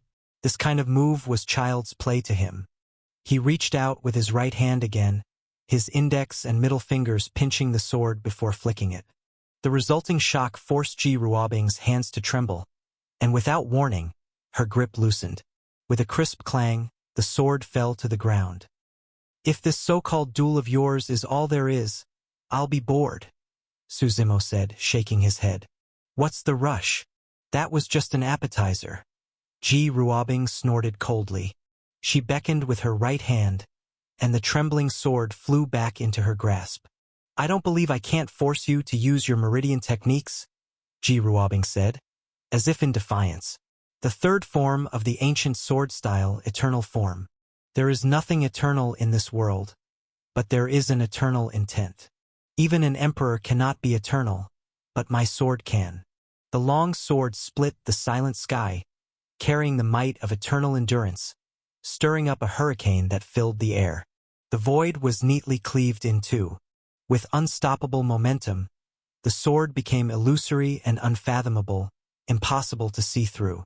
Talk to me about eternity when you've stepped into the immortal path, Suzumo said, shaking his head. He waved his right hand, and vast spiritual energy surged, crackling under the pressure. This palm descended like the coming of a storm. The so-called eternal form was nothing more than a lone skiff struggling in a tempest. Seeing this, Ji Ruobing's expression changed slightly. She quickly shifted her sword techniques. The fourth form of the ancient sword style, truth-seeking form. The eternal sword intent transformed, no longer so illusory, but instead carrying the rhythm of the Tao. Piercing through all fog and frost, the sword tip erupted with astonishing intent, gathering endlessly as it stabbed toward Suzumo. The sound of the great Tao seemed to echo in their ears. Child's play. This should stop now, Suzumo said impatiently. Shadow Tyrant on his back unsheathed itself, bringing with it a storm of blade shadows that split the air. With several loud clashes, Shadow Tyrant's sheer power knocked the opposing sword away. The sword intent was overwhelmed, and the entire void was left as a sea of blades like purgatory. Show your true fate now, otherwise you won't even have a chance to strike, Suzumo said calmly. It seems my judgment was right. You really are a worthy opponent, Ji Ruobing said with anticipation, showing no panic despite her broken sword forms. A powerful aura surged behind her as the myriad tribulation cone shattered the void and slowly rose. Violet Annihilation Thunder Tribulation. Heaven Earth Thunder Tribulation. Ji Ruobing did not hold back. Right away, she summoned two great calamities. As the myriad tribulation cone spun, it seemed to resonate with the heavenly Tao. The sky above was filled with thick clouds. From within them, lightning split the heavens, crashing down toward Suzumo with rolling might. Now this is more like it, Suzumo grinned. Without dodging, he let the lightning strike his body. Bathed in thunderlight, he twisted his neck and said to Ji Ruobing with a smile, "They say lightning can temper the body, but this isn't enough." Only then did Ji Ruobing's expression grow solemn. She fixed her gaze on Suzumo, her aura growing even stronger. "I want to see how long your body can withstand tribulation lightning. Heavenly fire, mystic water, ethereal wood, thick earth, radiant metal, 5 elements thunder tribulation." The myriad tribulation cone behind her was clearly spinning at full speed. Soul-extinguishing divine thunder. She unleashed all 6 lightning tribulations in succession. The first 5 of the 5 elements thunder tribulation targeted the body, while the last soul-extinguishing divine thunder struck at the soul. One must know that the soul is of Yin nature, and it fears lightning, which is the most pure and yang force of all. Chapter 870. You bastard! When the 6 bolts of lightning fell at the same time, Suzumo still didn't dodge. Purely in terms of physical toughness, before reaching the immortal realm, these couldn't harm him at all. And as for his soul, that was even less of a concern. With the 9 revolutions God Tower physique, the strongest soul constitution, how could these bolts of lightning possibly destroy it? Bathed in lightning, with Suzumo at the center, all the surrounding void shattered. Even the floor beneath his feet broke apart.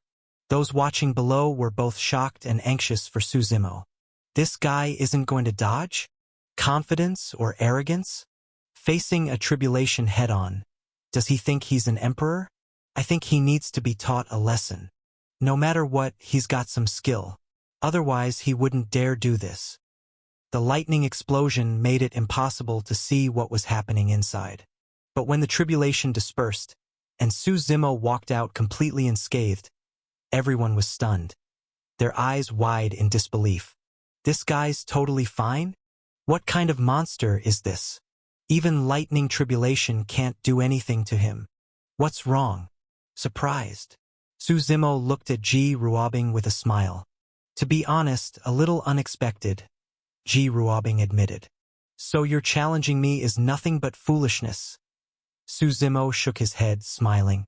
I didn't want to discourage you, but to be honest, among the younger generation, there's not a single person so far who's truly caught my eye. If you'd said that earlier, I'd have thought you were bragging. But now I believe it. Ji Ruobing said seriously. I have one last move. If you can block it, I'll admit defeat. Su Zimo extended his right hand slightly. The aura around Ji Ruobing completely changed. On the myriad tribulation cone, the original five-colored light completely turned black. That deep black slowly rotated. A unique spirit force spread out from the myriad tribulation cone, gathering together and drifting toward the heavens. Ji Ruobing's long hair floated without wind, her purple robe rustling sharply. Her cold yet solemn voice followed. Divine tribulation, will of all beings. In the pitch-black sky, black clouds piled thickly. Silver lightning like giant dragons wove through the clouds. It was obvious this move took a great toll on Ji Ruobing. Her face turned a sickly pale, as if her life force had been drained. Her blood and energy seemed completely depleted. The so-called will of all beings was the gathering of the combined power of all living wills, striking to break a person's mind. It was neither a physical attack nor a soul attack. Strictly speaking, it targeted willpower itself. Imagine tens of thousands of wills against a single person's will. The gap was clear. The will of all beings transformed into a river of lightning. Vast and mighty, it roared across the sky. Don't look at it! Someone shouted around the dueling platform. Even though this lightning river wasn't aimed at them, the aftershocks alone were unbearable. Their thoughts felt muddled, indescribable in words. Everyone forced themselves not to imagine what was in the sky. And Su Zimo, at the very center of it all, felt the pressure most directly. Suddenly, Ji Ruobing's figure looked frail. The toll of this move was unimaginable. She almost couldn't stand, holding onto the dueling platform's railing for support. Please enlighten me, Ji Ruobing said firmly. This was her self-created tribulation, the move she was most proud of. She hadn't followed the path of her ancestor, the myriad tribulation emperor, but forged her own way. When the river of lightning descended, Su Zimo didn't dodge. Nor could he. He was enveloped entirely, his consciousness seeming to enter a pitch-black void. Countless thoughts drifted from the darkness, flooding into Su Zimo's mind. These thoughts were of all kinds, as if they were countless lives. Men, women, old, young. Swordsmen, holy sons of imperial lineages, disciples of ordinary sex. It was as if 100 forms of life and 100 different experiences were all mixed in Su Zimo's mind. If it were an ordinary cultivator, they would probably go mad instantly. After all, with so many lives in one mind, it would be easy to lose oneself completely. In his mind, a voice kept tempting Su Zimo. Give up the martial path. The world has countless pleasures, beauty, wealth, status, many things to enjoy. Why cling to this lonely and never-ending martial road? Truly a move to kill both body and heart, Su Zimo thought to himself. This move didn't just aim to defeat him, it was to destroy his Dao heart. Once the Dao heart was broken, one's martial path was over. From the outside, Su Zimo stood still, motionless, expressionless. That guy. Ji Ruobing frowned. Logically, someone caught in her divine tribulation should be in pain, struggling. But for someone to be so calm, like a still pool of water without the slightest ripple, this was her first time seeing it. Suddenly, she saw Su Zimo move. His right hand rose slightly, the overlord shadow in his hand pointing straight at her. The corners of his mouth curved in a faint smile. You're far from enough, Su Zimo said lightly. Ji Ruobing's expression changed drastically.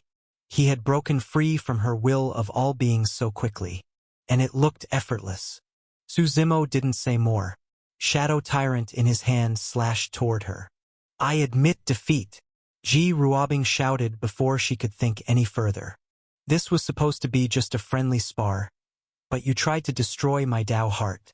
Whether you admit defeat or not, I should get some spoils, Su Zimo said with a smile. Before his words finished, He appeared right before Ji Ruobing. Shadow Tyrant cut her long sword in two. Then it rested against her neck. You want to kill me? Ji Ruobing asked in disbelief. After all, this was just a sparring match, not a life-and-death duel like with Ao Nan. No need to kill you, but I should at least get some revenge, Su Zimo said with a smile. What do you want? Ji Ruobing asked. If I injure you, you probably wouldn't care.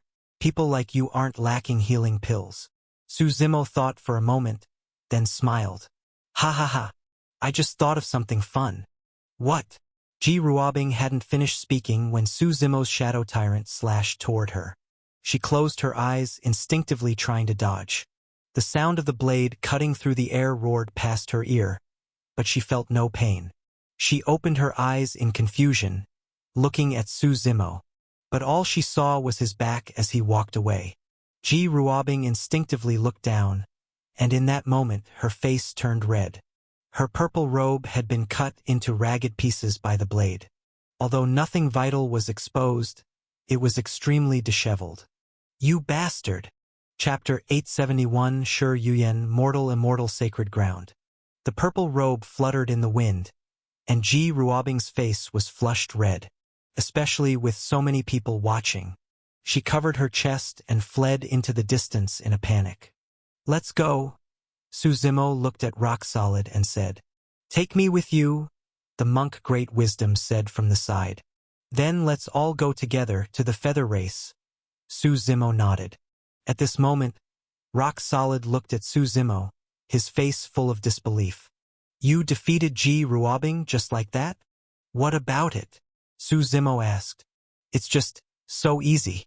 I just can't accept it right away, Rock Solid replied honestly. Actually, for me, my goal has never been people of the same generation. Su Zimo smiled. Otherwise, I wouldn't have dared to agree to go to the feather race. Before, when you said you would help my stone race deal with the feather race, I still had doubts. Now I believe you at least 50%, Rock Solid said. Only 50? Su Zimo shook his head slightly. Don't underestimate them. The feather race is not as simple as you think, Rock Solid said. They have connections with many forces, and this incident may even have other factions involved. Su Zimo smiled, raised his fist and said, With just one punch, all of creation is nothing but floating clouds. The three of them left Heavenly Dao City and stepped into the air, heading north. To save time, the three of them were almost flying at full speed. On the outskirts of Sacred Stone Mountain in the Featherstone Forest, a fierce battle was taking place. 7 or 8 members of the Feather Race were besieging a member of the Stone Race. There's not much difference between the Stone Race and the human race. Like Rock Solid, normally you wouldn't even notice any difference. Only in battle would their skin turn to stone, enhancing their defense. This was a natural advantage. As for the Feather Race, they were born with a pair of wings and could fly from birth. As their cultivation grew, the wings on their backs would become stronger. Eventually, not only could they fly, but they could also use their wings to attack. These were the differences between the races, their strengths and weaknesses. The Stone Race had strong defense but slow speed. The Feather Race was fast, but their defense was even weaker than humans. In the Featherstone Forest, the 7 or 8 Feather Race members circled around the Stone Race Man. The Stone Race Man could only take the hits passively, his whole body covered in stone. Although they couldn't harm him for the moment, given time, his defense would eventually break. Shermin, stop resisting. We'll spare your life. A Feather Race Man in the sky laughed. As long as you kneel and kowtow a few times, and agree to our terms, you can live. A man of the Stone Race would rather die standing than live kneeling, Shermin shouted angrily. You Lu, kill me if you want. I won't even frown. Letting you die like this would be such a waste. Yu Lu laughed. We'll torture you slowly. We've got all the time in the world. Under the continuous attacks from the Feather Race youths, the stone layer on Shermin's body had gradually been torn apart. Claw marks and scratches began to appear on his body. This is Featherstone Forest. Once we get past here, the valley ahead is our Stone Race's territory. Rock Solid explained to Su Zimo and the others. But there are often feather race members who trespass here. With our strength, we don't need to fear them. As the three were speaking, they suddenly heard the sounds of fighting ahead. They quickly sped up, pushed aside the bushes in front of them, and saw a stone race youth surrounded by several feather race members. "That's Sher Min," Rock Solid said excitedly. "He's a good brother of mine in the stone race. Let's go save him, those damned feather race." But before Su Zimo and the others could act, a spear suddenly fell from the sky. The tip carried a sharp spear intent, breaking through the shattering void without resistance.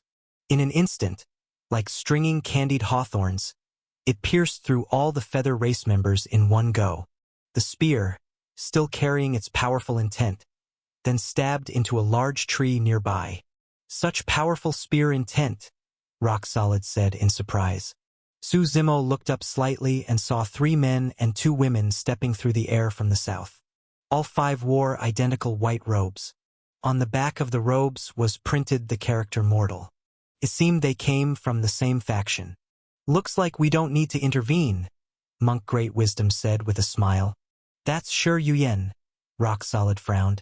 "You know her?" Monk Great Wisdom asked. "I don't know the other 4, but I know that woman." Rock Solid nodded. "Her name is Sher Yuyen, the saintess of our stone race in this generation. But I heard she was sent to the immortal sacred ground. How could she suddenly be back?" "If you know her, then let's go say hello," Monk Great Wisdom said, walking forward. Rock Solid's expression turned somewhat unpleasant, looking like he didn't really want to. "What's wrong?" Su Zimo smiled.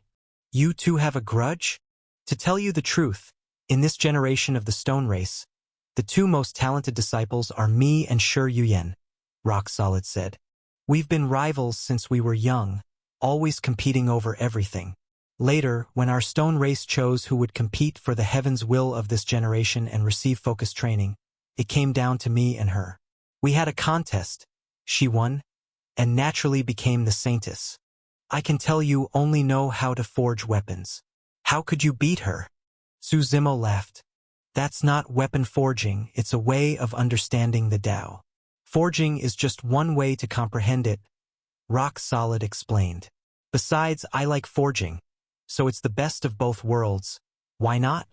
Since she was sent to the immortal sacred ground, the people next to her must be elite disciples from there. "Let's go meet them."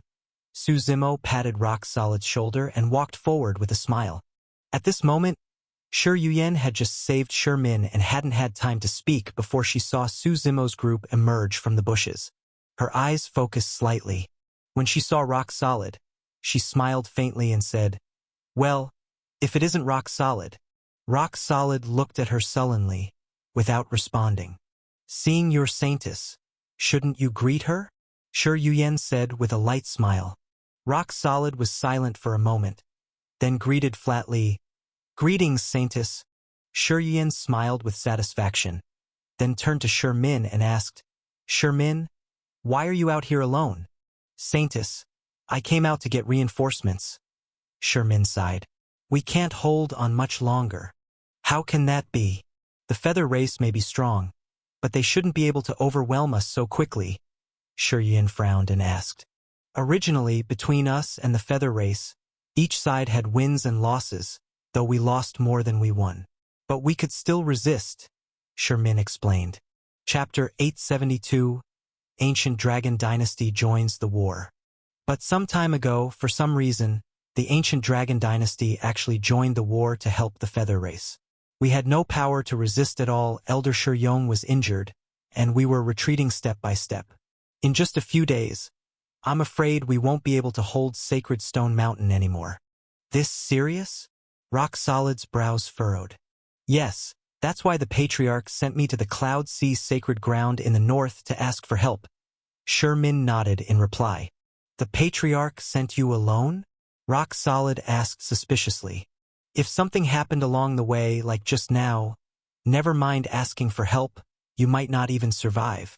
There's no other way. Our stone race has suffered heavy losses. The rest of the people must stay to guard Sacred Stone Mountain," Sher Min said painfully.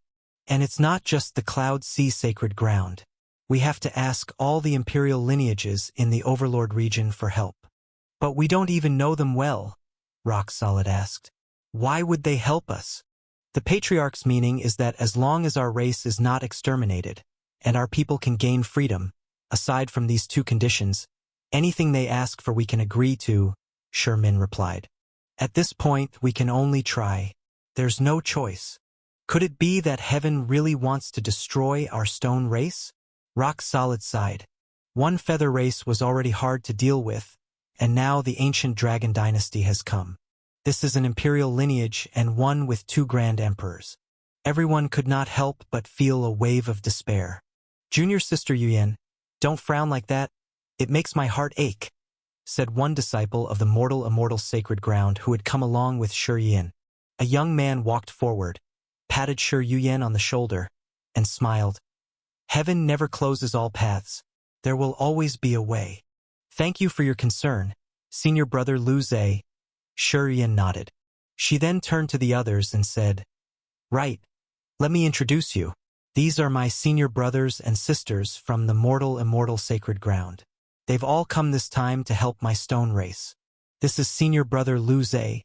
His grandfather is a grand elder of our mortal immortal sacred ground. These two are senior brothers Chang Yin and Wang Yang. And these two, senior sisters Tan Qingqing and Sun Yi, are very close friends of mine. As Shi Yuyan introduced them, everyone exchanged greetings. Rock Solid, not to be outdone, said, Let me introduce as well. These two are my junior schoolmates from Heavenly Tao Academy. Su Zimo and Grand Wisdom, both very strong individuals. They've also come this time to help our stone race. So you're elite disciples of Heavenly Tao Academy? Lu Zhe smiled. I've long heard of your great reputation, and it's an honor to meet you today. Mortal immortal sacred ground is no less. We've admired you for a long time as well, Su Zimo replied. As the saying goes, one does not strike a smiling face. The mortal immortal sacred ground is perhaps the most unique of the imperial lineages. Though its history is not long, and it has only one grand emperor, its status is lofty. Because the last generation's heaven's will was born by the mortal emperor. Unlike many declining imperial lineages, mortal immortal sacred ground is still vibrant and flourishing. The war generals left behind by the Grand Emperor are in their prime, having just been baptized by the heaven's will. So even though mortal immortal sacred ground has only one Grand Emperor, no one dares to underestimate them. You've been away for a long time. The Patriarch and our brothers in the race all miss you, Shermin said on the side. You should return to the sect first. I still have to go to the Cloud Sea sacred ground for help. Rock Solid sighed lightly and nodded. Let's all go to Sacred Stone Mountain together, Shi Yuyan suggested. The group walked out of the Feather Stone Forest, gazing at the horizon in the distance. A mountain like thick ink appeared before their eyes. The mountain was about 1,000 meters high, not towering, but extremely steep. The whole mountain looked as if it was made of piled-up boulders, not a single solid hole. Everyone be careful. As Shermin just said, the area around Sacred Stone Mountain is now full of Feather Race people, Rock Solid reminded. When they arrived at the foot of the mountain, they found a large number of Feather Race troops patrolling. Who goes there? The Feather Race soldiers instantly spotted the group. Quick! Go call Lord Changkong. Someone is trying to break into Sacred Stone Mountain. The Feather Race soldiers surrounded the group, all watching warily. The leader was a man with 8 strands of beard. Who are you? What business do you have at Sacred Stone Mountain? The man asked. In this vast world, we go wherever we want. Why should we report to you? Shi Yuyan said calmly. This is now a critical moment in the war between our Feather Race and the Stone Race. No one is allowed in here. The man replied. If you insist on forcing your way in, then we'll have to offend you and treat you as accomplices of the Stone Race. Wang Yang, take care of him, Lu Zhe snorted coldly, giving orders to another young man from the mortal immortal sacred ground. The youth called Wang Yang stepped forward. He wore a loose blue robe, from whose cuffs 2 short blades flew out. Holding a blade in each hand, he smiled slightly. His figure turned into countless afterimages, darting through the void. "Not good! Get out of the way!" The bearded man immediately sensed danger and shouted. But it was too late. A storm of blade shadows erupted, accompanied by screams. They had no time to dodge before they were hacked to pieces. Blood flowed all over the ground, and Wang Yang licked his tongue, seemingly enjoying the atmosphere.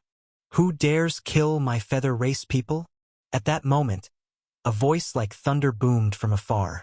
A man in black robes, with a pair of pure black wings on his back, stepped through the air toward them. His aura was overwhelming. The wind from his wings tore the void, dark energy swirling around him. "Looks like a big shot has arrived," Wang Yang chuckled. The black-robed man frowned slightly at the sight of their attire and asked, "I am Yu Chung Kong. Are you from the immortal sacred ground?" "So what?" Lu Zhe asked. "Our feather race has had no dealings or grudges with the immortal sacred ground. I don't understand why you would interfere in our war with the stone race," Yu Chung Kong asked. "We are not interfering, just trying to go to Sacred Stone Mountain. But they stopped us," Lu Zhe said lightly. Although he was here to help Shi Yuyan, he only represented himself. He could not drag the immortal sacred ground into this.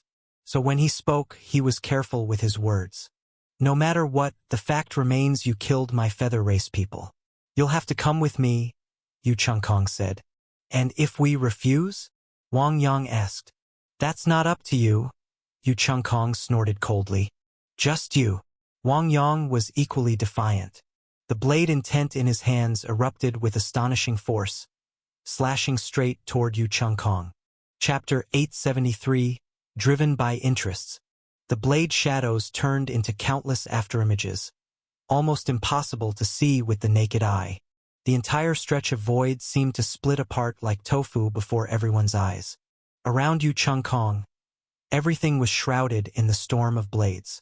However, Yu Chung Kong did not look tense. Instead, he stood proudly in place. The black wings on his back gently flapped. The entire void was easily frozen in place. All the blade shadows, including Wang Yang himself, were completely immobilized. "Competing with my feather race in speed?" Yu Chung Kong chuckled. Before his words had even fully fallen, no one saw what he did. Wang Yang's scream rang out. His body fell from the air, a large bloody hole blooming in his chest.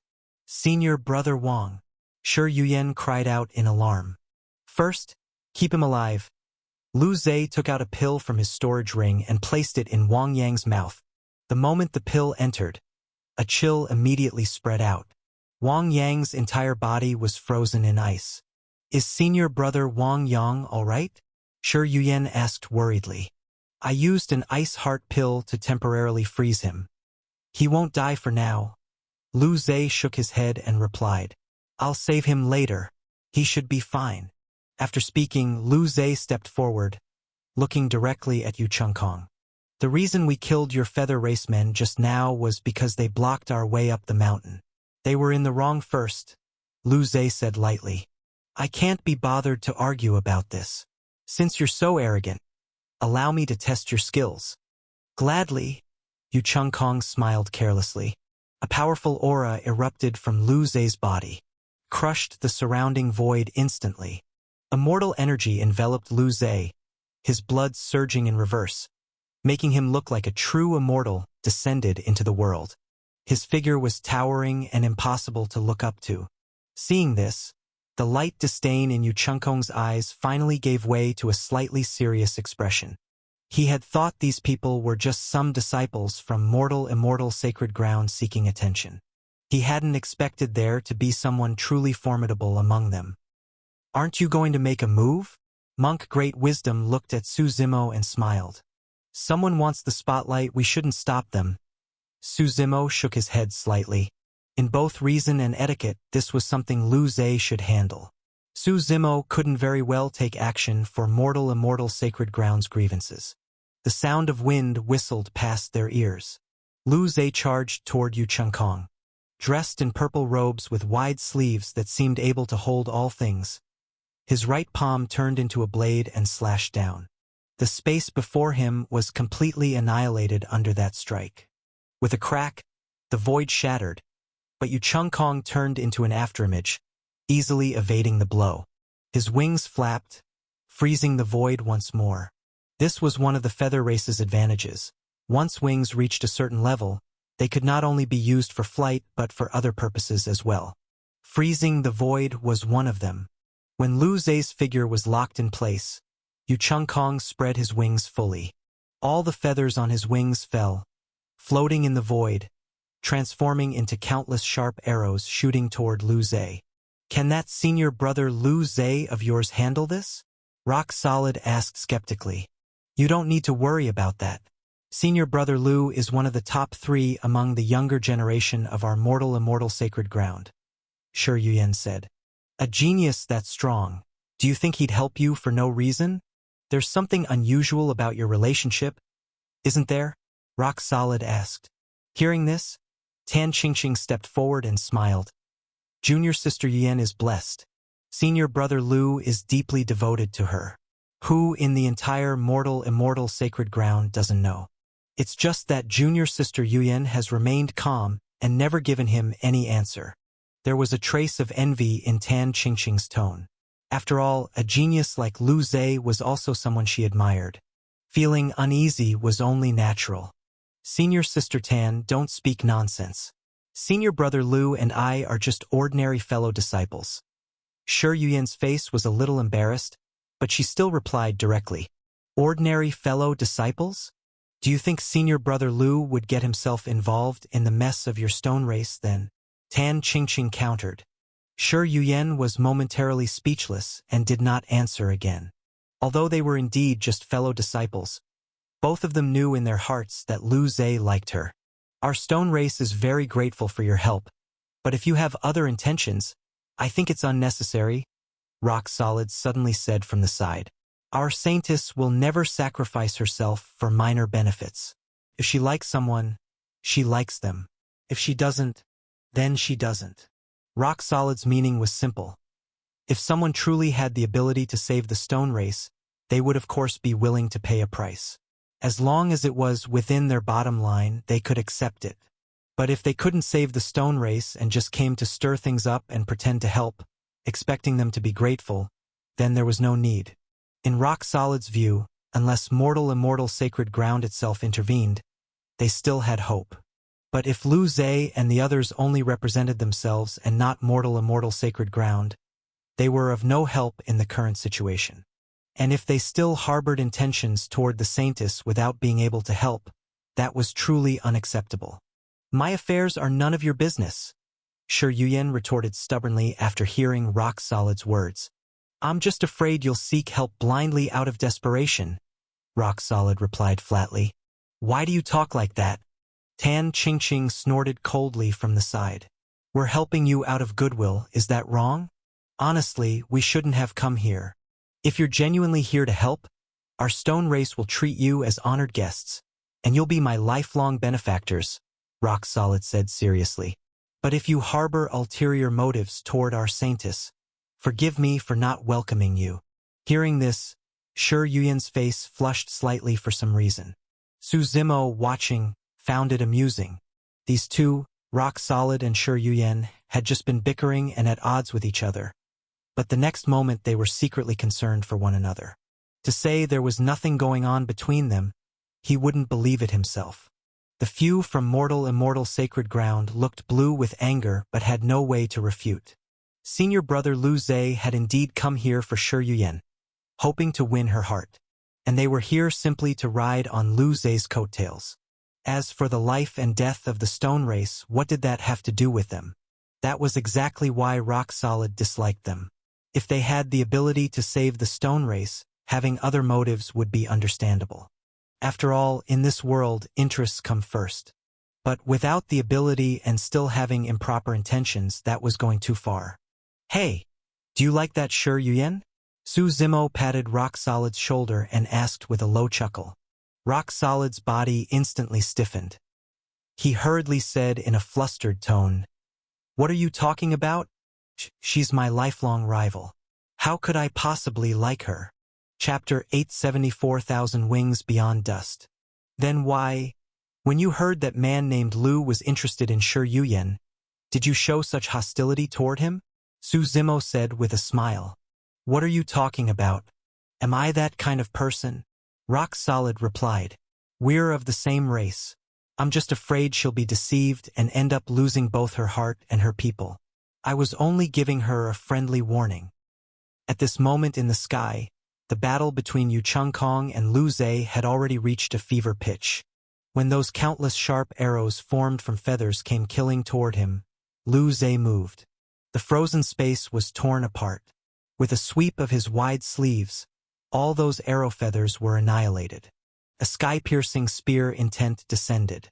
It shattered the silent void, and the vast heavens reverberated with the overwhelming aura of the spear. The long spear behind Lu Zhe came out of its sheath. Its tip pointed directly at Yu Chengkong. Kill! A low roar came from his throat. Seeing the spear coming, Yu Chengkong instantly folded his wings together, wrapping himself completely. The spear clashed with the wings, sparking endlessly and locking in a stalemate. An immortal brushes my crown, binding my hair to grant longevity. With Lu Zhe's low chant, immortal energy enveloped his entire body, his immortal might surging. That endless immortal energy surged to the sky. The immortal energy within the spear burst forth in an instant, shattering the wings. The spear tip pierced Yu Chengkong's abdomen. Yu Chengkong retreated backward, looking at Lu Zhe with a heavy expression. Blood flowed from his abdomen, but he didn't care. Such a small injury was nothing. The importance wasn't in how badly he was hurt, it was that the other had managed to hurt him at all.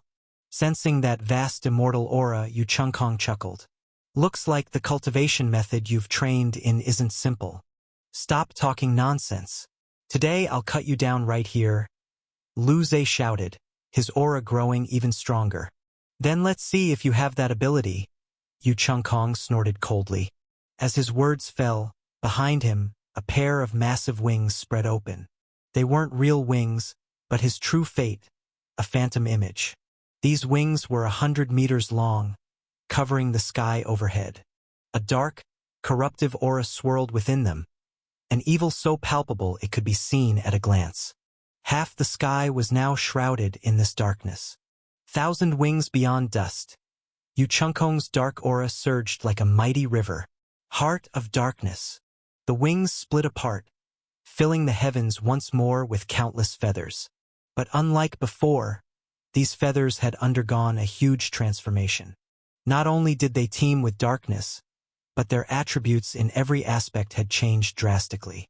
Lu Zhe narrowed his eyes slightly. He also brought forth his own true fate. Naturally, the grand void separates from the mortal dust, and the immortal comes from the west to open the heavenly gate. At this moment, Lu Zhe gave off a strange feeling. It was as if the immortal and the mortal were divided, half immortal, half mortal. His body was split into two halves, yet the powers of immortality and mortality were perfectly balanced. That's the eternal mortal-immortal art, Monk Great Wisdom said in surprise from below. You know it. Rock Solid frowned and asked. Who doesn't? It was the secret art created by the mortal emperor himself. Monk Great Wisdom nodded. He perfectly separated the two polar powers of immortality and mortality. According to legend, the mortal emperor believed that the human body was like a treasure, infinitely wondrous. Whether the 5 viscera and 6 bowels or the meridians and channels, all were arranged according to the 5 elements and yin-yang. And a man's body tended to be heavier in yang and lighter in yin, while a woman's body was heavier in yin and lighter in yang. He believed that only by balancing yin and yang to an equal level could one bring out the body's greatest potential. That theory is interesting, Su Zimo said with a smile. So he created the eternal mortal-immortal art and called this state the mortal-immortal physique. Monk Great Wisdom replied. Everyone looked up, and at this moment, Lu Zhe truly gave off a strange sensation. When the countless wings surged toward him with Yu Chengkong's roar, the darkness filled the sky. Anyone with a fear of dense clusters would not dare to look directly. But Lu Zhe's face was calm, neither happy nor sad. With a wave of his hands, the spear that had been standing to the side pierced the heavens and flew to him. Holding the spear, the energies of immortality and mortality surged within him. One thrust. As he spoke, his body moved. The spear tip exploded with a powerful aura, breaking through all obstacles, blocking every wing along its path. These thousands of terrifying wings couldn't get close to him at all. Like a fleeting shadow, the spear reached Yu Chengkong's face. He swung it down heavily toward Yu Chengkong's head. In the sky above, with a rumbling explosion, a mushroom cloud spread out, as if the heavens were thundering. "Are you crazy? You're going all out for real." From within the explosion's haze, Yu Chengkong glared at Lu Zhe and growled. "With outsiders watching, I have to make the act convincing." Lu Zhe replied quietly. "Don't tell me you're actually trying to kill me." Yu Chengkong's expression changed slightly. "Of course not. But this time you'll have to take one for the team," Lu Zhe said. "Don't worry. Once I win the beauty's heart, I'll talk to my grandfather and let you enter the two realms world of our mortal-immortal sacred ground." "Deal?"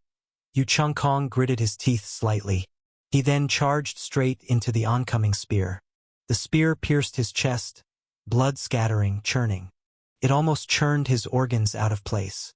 "Lu Zhe, just you wait. I won't let you off," Yu Chengkong roared. He grabbed the spear's shaft with both hands, yanking it out of his chest. Then, catching Lu Zhe's signal, Yu Chengkong kicked him in the abdomen. Using the momentum, Yu Chengkong's body shot backward. The wings on his back spread wide as he desperately flew into the distance. Lu Zhe, struck by the kick, also fell from the sky. "Senior brother Lu, are you all right?" Shi Yuyan and the others rushed over to support him. "It's nothing. As long as it's about junior sister Yuyan, it's my business. Don't worry, I will do everything I can to help your stone race," Lu Zhe said, holding on to Shi Yuyan's right hand that was supporting him, speaking with deep emotion. Then he sighed. "It's just a pity. So close, and that guy got away." "Thank you, senior brother Lu." Shi Yuyan's expression was a bit unnatural. She wanted to pull her hand back, but remembering that he had risked his life fighting Yu Chengkong, she couldn't quite bring herself to do it. "It's not such a pity," Su Zimo said with a smile from the side.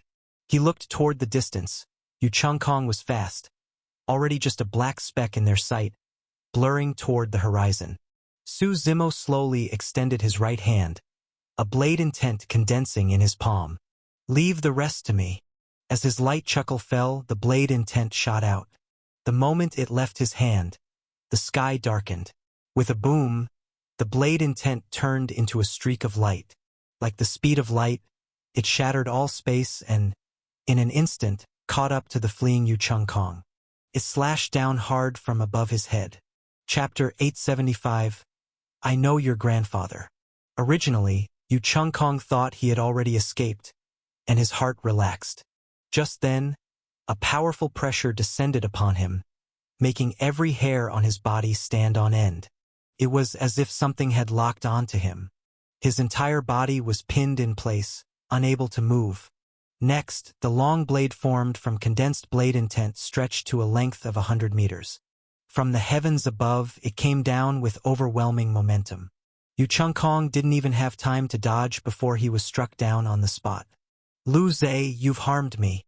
With a powerless roar, that patch of sky was annihilated on the spot. Everyone watching was dumbfounded. A long while later, Lu Zhe finally reacted. "You killed him," he said, looking at Su Zimo in disbelief. "Was that not allowed?" Su Zimo asked with a half-smile. "No, that's not what I meant," Lu Zhe said, not daring to meet Su Zimo's gaze. Awkwardly, he continued, "I only became enemies with the feather race for Yuyan's sake. You didn't need to. There's still a bright future ahead of you. Don't throw it away here." "How do you know I'll throw it away here?" Su Zimo replied with a smile. "I thought you couldn't bear for that Yu Chengkong to die." "How could that be?" Lu Zhe quickly denied. "If you're not afraid yourself, then pretend I never said anything." "Let's return to the clan first," Shi Yuyan said calmly as she subtly withdrew her right hand. before the Feather Race's reinforcements arrive. Everyone nodded and began heading towards Sacred Stone Mountain, carrying Wang Yang's frozen body. The surface of Sacred Stone Mountain was covered by a layer of purple barrier. The barrier was vast, enveloping the entire mountain. The Stone Race was now on full alert, ready for battle at any moment. Leading up to the summit was a narrow mountain path. Rock Solid knocked hard on the barrier several times, immediately alerting the guards stationed there.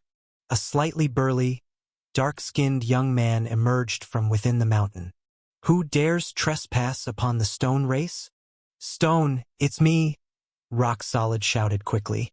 The burly youth froze for a moment, then carefully looked him over before asking excitedly, "Cousin Rock Solid, Saintus, how is it that you've returned together? Our people are in trouble. How could we stand idly by?" Rock Solid replied. The young man named Stone quickly opened the barrier and welcomed them inside. "Where is the Patriarch?" Shi Yuyan asked. "The Patriarch has been in the council hall these past few days, discussing strategies with the other elders," Stone sighed. "Now our Stone Race's entire territory has been lost, leaving only the area around Sacred Stone Mountain. We don't know how much longer we can hold." "I understand," Rock Solid said, patting him on the shoulder. "You've worked hard guarding the gate." "It's nothing, go see the Patriarch first," Stone replied quickly. The Stone Race's council hall was located halfway up the mountain. As they walked along the mountain path, Rock Solid glanced at Suzimo and asked quietly, "Can you handle this?" "Still don't believe me?" Suzimo shook his head with a smile. "When you first said you'd help my Stone Race, I thought our only enemy was the Feather Race. Now that the ancient Dragon Dynasty has stepped in, they may be stronger than we imagined," Rock Solid said. "It's not your fault, but don't worry. Whether you can help us or not, I'll do my best to persuade the Patriarch to lend you the Supreme God Hammer." "Relax, let's go," Suzimo said with a wave of his hand. Sacred Stone Mountain was a place of beautiful scenery and splendid landscapes. The peaks were formed from massive stones, jagged and unique, possessing their own distinct charm. The path up the mountain was not steep, even rather level. Along the way, they encountered many members of the Stone Race, most of whom greeted Shi Yuyan. When they reached the halfway point, they saw at the end of their view rows of large halls built from strange stones, standing tall among the mountains. Diamond stone, firefly stone, wisdom-patterned stone. All kinds of stones were everywhere. The halls looked ancient and grand, somewhat reminiscent of European architecture from ancient ages. Around the halls, many murals were carved. They told the history of the Stone Race.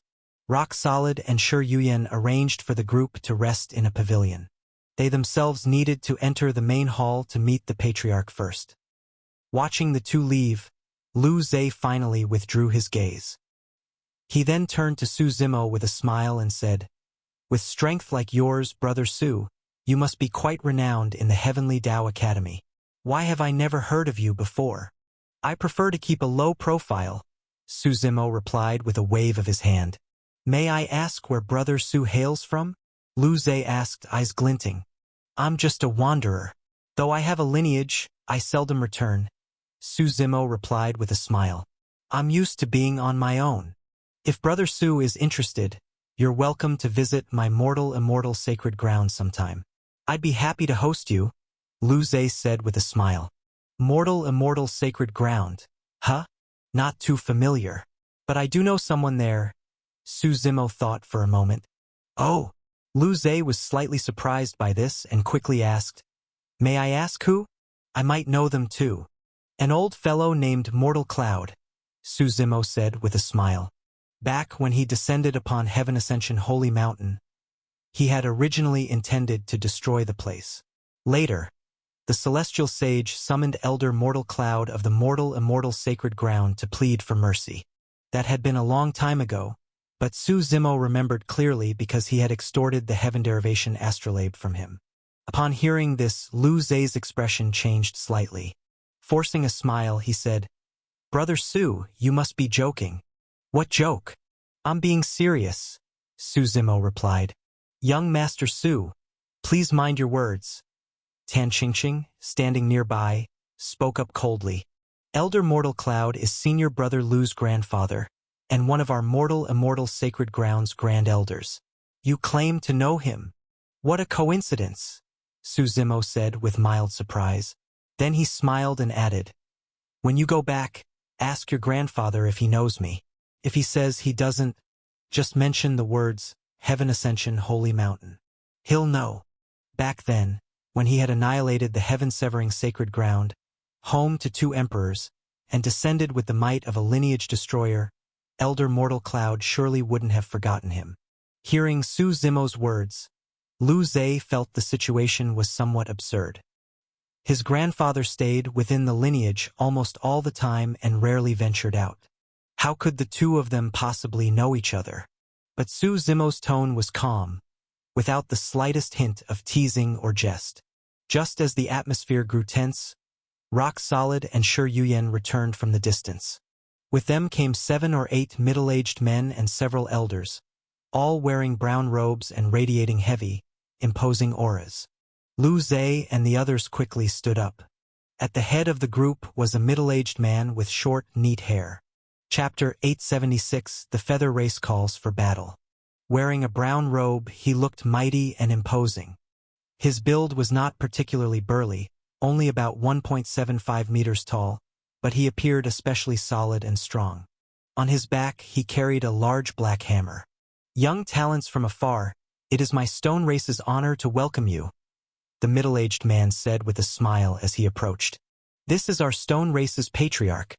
Rock Solid quickly introduced from the side. Greetings, patriarch of the Stone Race. Su Zimo and the others all offered their respects. I heard the Stone Race is in trouble. Yuyan and I come from the same sect. Though our strength is small, we are willing to help the Stone Race with all we have and share in your trials. Lu Zhe said with a smile from the side. Many thanks to you young heroes, the middle-aged man replied with a smile. I heard from Yuyan that you are Elder Mortal Cloud's grandson. If there's ever a chance, please send my regards to your grandfather. Back in the day, we once met and had a very pleasant conversation. Of course, Lu Zhe quickly nodded. Yuyan, Rock Solid, the middle-aged man turned and instructed. Since he is your fellow sect brother, that makes him one of our own. There's no need for formality. Take them to rest at the Stoneheart Pavilion for now. If you have any needs, come to me directly. Thank you for your hospitality, Patriarch, Lu Zhe replied with a smile. As he watched Shi Yuyan lead the group away, the smile on the middle-aged man's face slightly faded. He fell into silent thought. Patriarch, an elder behind him asked, do you think this could be the will of the immortal sacred ground? This should be their personal decision. I don't think the immortal sacred ground would get involved. The middle-aged man shook his head. But as long as there is even the slightest possibility, we cannot give up. I'll handle this matter personally. All right? The elder nodded, then asked, if the Feather Race comes to challenge us again tomorrow, who will we send to fight? Hearing this, the middle-aged man felt a headache coming on. After a moment's thought, he looked at the elder behind him and said, Elder Sherpa, you will take the field. I am willing to give my life for the survival of the Stone Race, the elder replied solemnly without hesitation. The Stoneheart Pavilion, this was the highest-level guest accommodation the Stone Race could offer. Under normal circumstances, people of Lu Zhe and the others' level would not have the qualifications to stay here. But now that the Stone Race was in a life-or-death crisis, the meaning of such arrangements was different. When they arrived at the Stoneheart Pavilion, everyone was slightly surprised. The decor of the pavilion was beautiful, completely different from the architectural style they had seen along the way. If one word could describe it, it would be elegant. Azure-colored walls stood at the mountainside. The location of the Stoneheart Pavilion was very special. Halfway up Sacred Stone Mountain, there was a ledge that jutted out like the branch of a giant tree. Its surface was smooth as a mirror, and the Stoneheart Pavilion was built right there. From above the ledge, looking down gave the feeling of standing at the summit of the world, high among the clouds. Inside the main gate of the Stoneheart Pavilion was a lotus pond at the center. Lotus flowers bloomed unstained in the middle, decorating the greenish-blue water. All around were pavilions, towers, rockeries, and streams, arranged in perfect order. The Stoneheart Pavilion was built entirely from bamboo. It was a bamboo palace, though from the outside one could hardly tell. "You can rest here for now," Shi Yuyan said as she led the group inside. "What about you, Yuyan?" Lu Zhe asked. "I have my own home. Don't worry about me," Shi Yuyan smiled. "I've been away for so long. I should visit my parents." Lu Zhe nodded at this. Rock Solid also briefly explained a few things to Su Zimo and the others before leaving. According to Rock Solid, once the Patriarch was free, he would personally discuss the matter of the Supreme God Hammer that afternoon. He told Su Zimo not to worry. As evening fell, the night passed quietly. During this time, Su Zimo and Lu Zhe had little interaction. The next morning, just as the first light of dawn appeared, a sudden boom, boom, boom of drums came from the distance. The sound of the drums was deafening, as if the whole of Sacred Stone Mountain could hear it. It wasn't an ordinary drumming sound. It was like an explosion of thunder. "What's going on?" The group walked out of the Stoneheart Pavilion, puzzled. Outside, many members of the Stone Race looked anxious and were hurriedly gathering. "What's happening?" Su Zimo casually pulled someone aside and asked curiously. "It's the Feather Race. They've come to issue a challenge," the person quickly said. "A challenge?"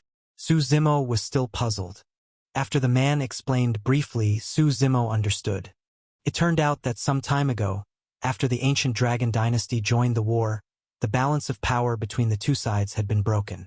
The Stone Race was defeated and forced to retreat to Sacred Stone Mountain. The Feather Race had surrounded many areas outside the mountain. But instead of attacking, they made an agreement with the Stone Race. Every day, both sides must send one member to fight in a one-on-one life-and-death battle. The chosen participant must be an Empyrean Meridian Realm cultivator or higher. It had to be a fight to the death, no surrender allowed. As long as the Stone Race agreed, the Feather Race would not attack Sacred Stone Mountain. This situation had already lasted for nearly half a month. After hearing this, Monk Great Wisdom was surprised. "The Feather Race is strange. Why bother doing something like this? You don't understand. This isn't pointless. It achieves multiple goals at once." Su Zimo smiled. "How so?" Monk Great Wisdom asked, frowning in thought. "Let me ask you, why is the Feather Race attacking the Stone Race?" Su Zimo said. "Didn't Rock Solid say so? The Stone Race has a talent for forging weapons. The Feather Race wants them as a subordinate race to craft weapons for them," Monk Great Wisdom replied. "Then think about it. If the Feather Race directly attacked Sacred Stone Mountain, enraging the Stone Race, and the Stone Race refused to submit, choosing to fight to the last man, what would the Feather Race get?" Su Yimo smiled. "First, they'd get nothing and would only lose their own people. And the second?" Monk Great Wisdom asked. "Think about it. How many Empyrean Meridian Realm cultivators and above can the Stone Race have?" Su Zimo smiled. "By killing one every day, it won't take long before the Stone Race's upper echelon is in ruins, like a leaking ship with only 1/10 of its crew left. When the high-ranking members are gone, both attacking Sacred Stone Mountain and controlling the ordinary clansmen will become much easier. This is called winning without a battle." "Then why would the Stone Race agree?" Monk Great Wisdom finally realized. "They have no choice," Su Zimo said with a smile. "Do you think they really have any options? They can only cling to survival for as long as they can. Actually, there's a third reason, but I'm not sure if I'm right, so I won't say it yet." Chapter 877, Shocking the Heavens. "Let's go take a look," Monk Great Wisdom said. Su Zimo nodded and said, "Since we're here to help the Stone Race, let's settle this as soon as possible." The group followed the crowd toward the place where the challenge was taking place. This was the location of the Sacred Stone Mountain's main gate. Many stone folk had already gathered, and the surroundings were especially noisy, with the crowd in heated discussion. Su Zimo found a high vantage point and looked toward the front. In the distance, an equally dense crowd from the other side was approaching aggressively. Leading the feather race was none other than the clan leader of their generation, Yu Feihuang. He wore a white robe, his wings folded neatly behind him, and his entire body radiated an immense, imposing aura, creating an invisible pressure. His features were stern, with an expression that inspired respect without anger. The edges of his white robe curled upward like clusters of white clouds, and the design of the garment was quite novel. At his side were the feather race's various cultivators and elders. One could say that in attacking the stone race this time, the feather race had mobilized nearly their entire force, sending out all their strongest members. They faced off against the stone race from a distance, and Yu Feihuang let out a hearty laugh. The laughter echoed above the noisy crowd. In an instant, it suppressed all conversation. "Brother Xiaoshua, who will you be sending to fight today?" The stone race's leader's full name was Shi Xiaoshua. Hearing Yu Feihuang's words, Shi Xiaoshua frowned slightly. Elder Shi slowly stepped forward. Wearing a brown robe, he had already reached his 60s. Even his beard and eyebrows seemed to be the same brown color. His eyes were deeply set, his nose was high and straight, and his long hair had long since turned white. "I, Shi am willing to fight today," Elder Shi said in a loud, resonant voice, each word firm and powerful. "Not bad, Empyrean Meridian Realm." Yu Feihuang nodded slightly. "And who will you send?" Shi Xiaoshua asked faintly. "As always, our elder Yu Shaoqing will fight," Yu Feihuang replied. Hearing this name, the crowd fell into a brief silence, especially the members of the stone race. Only they truly understood how nightmarish this name was to them. The challenge matches had been going on for nearly half a month. At the start, the two sides had alternated wins and losses. But ever since Yu Shaoqing stepped into the arena, he had slain 8 stone race elders in a row. Not a single defeat. His power and momentum were immense, his strength unfathomable, striking fear before the battle even began. A light breeze swept through the land. From the feather race side, a man dressed like a scholar slowly stepped forward, exuding a scholarly air. The white robe he wore was slightly different from the others. Embroidered on it was a black crow. As he stepped out, faint black energy coiled around him. "Yu Shaoqing, please give me your guidance." The surrounding crowd instinctively stepped back, creating an open space for the two to fight. "Who do you think will win?" People began discussing in low voices. "Yu Shaoqing, of course. He hasn't lost a single fight yet." As a member of the stone race, naturally I'm rooting for Elder Shi. Yu Shaoqing may be strong, but Elder Shi is also one of our old core elders. His battle experience is rich, he may not lose. "You don't understand. Our stone race has no one else left to send. Otherwise, Elder Shi wouldn't be the one going up." When the two took their positions, Elder Shi let out a soft shout. A faint yellow spirit force began to gather around him. The two had no intention of testing each other. They immediately summoned their true fate. Behind Elder Shi, a colossal stone giant phantom gradually condensed and took shape. This stone giant was entirely fiery red, with only its eyes a dark yellow. It stood 100 meters tall, its form stretching beyond sight, nearly blocking the view of the crowd. Flames burned around its massive body. Across from him, Yu Shaoqing's expression remained calm. His white robe rustled in the wind. He slowly drew the long sword from his back. The sound of the sword's hum echoed faintly through the air. Raising the sword, he let his right arm draw back half a step. His figure flickered, turning into an afterimage that swept across the air. In the next moment, he was already behind Elder Shi, his sword slashing toward the elder's head. But Elder Shi had clearly anticipated this. The flaming giant behind him let out an angry roar. It blocked the strike in advance. After the first exchange, the flaming giant went berserk, pressing Yu Shaoqing hard with attack after attack. Each punch burst with burning flames. Even the air seemed scorched, leaving faint afterimages.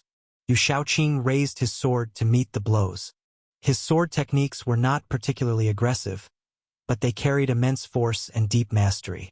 Each move gave the impression of returning to the essence.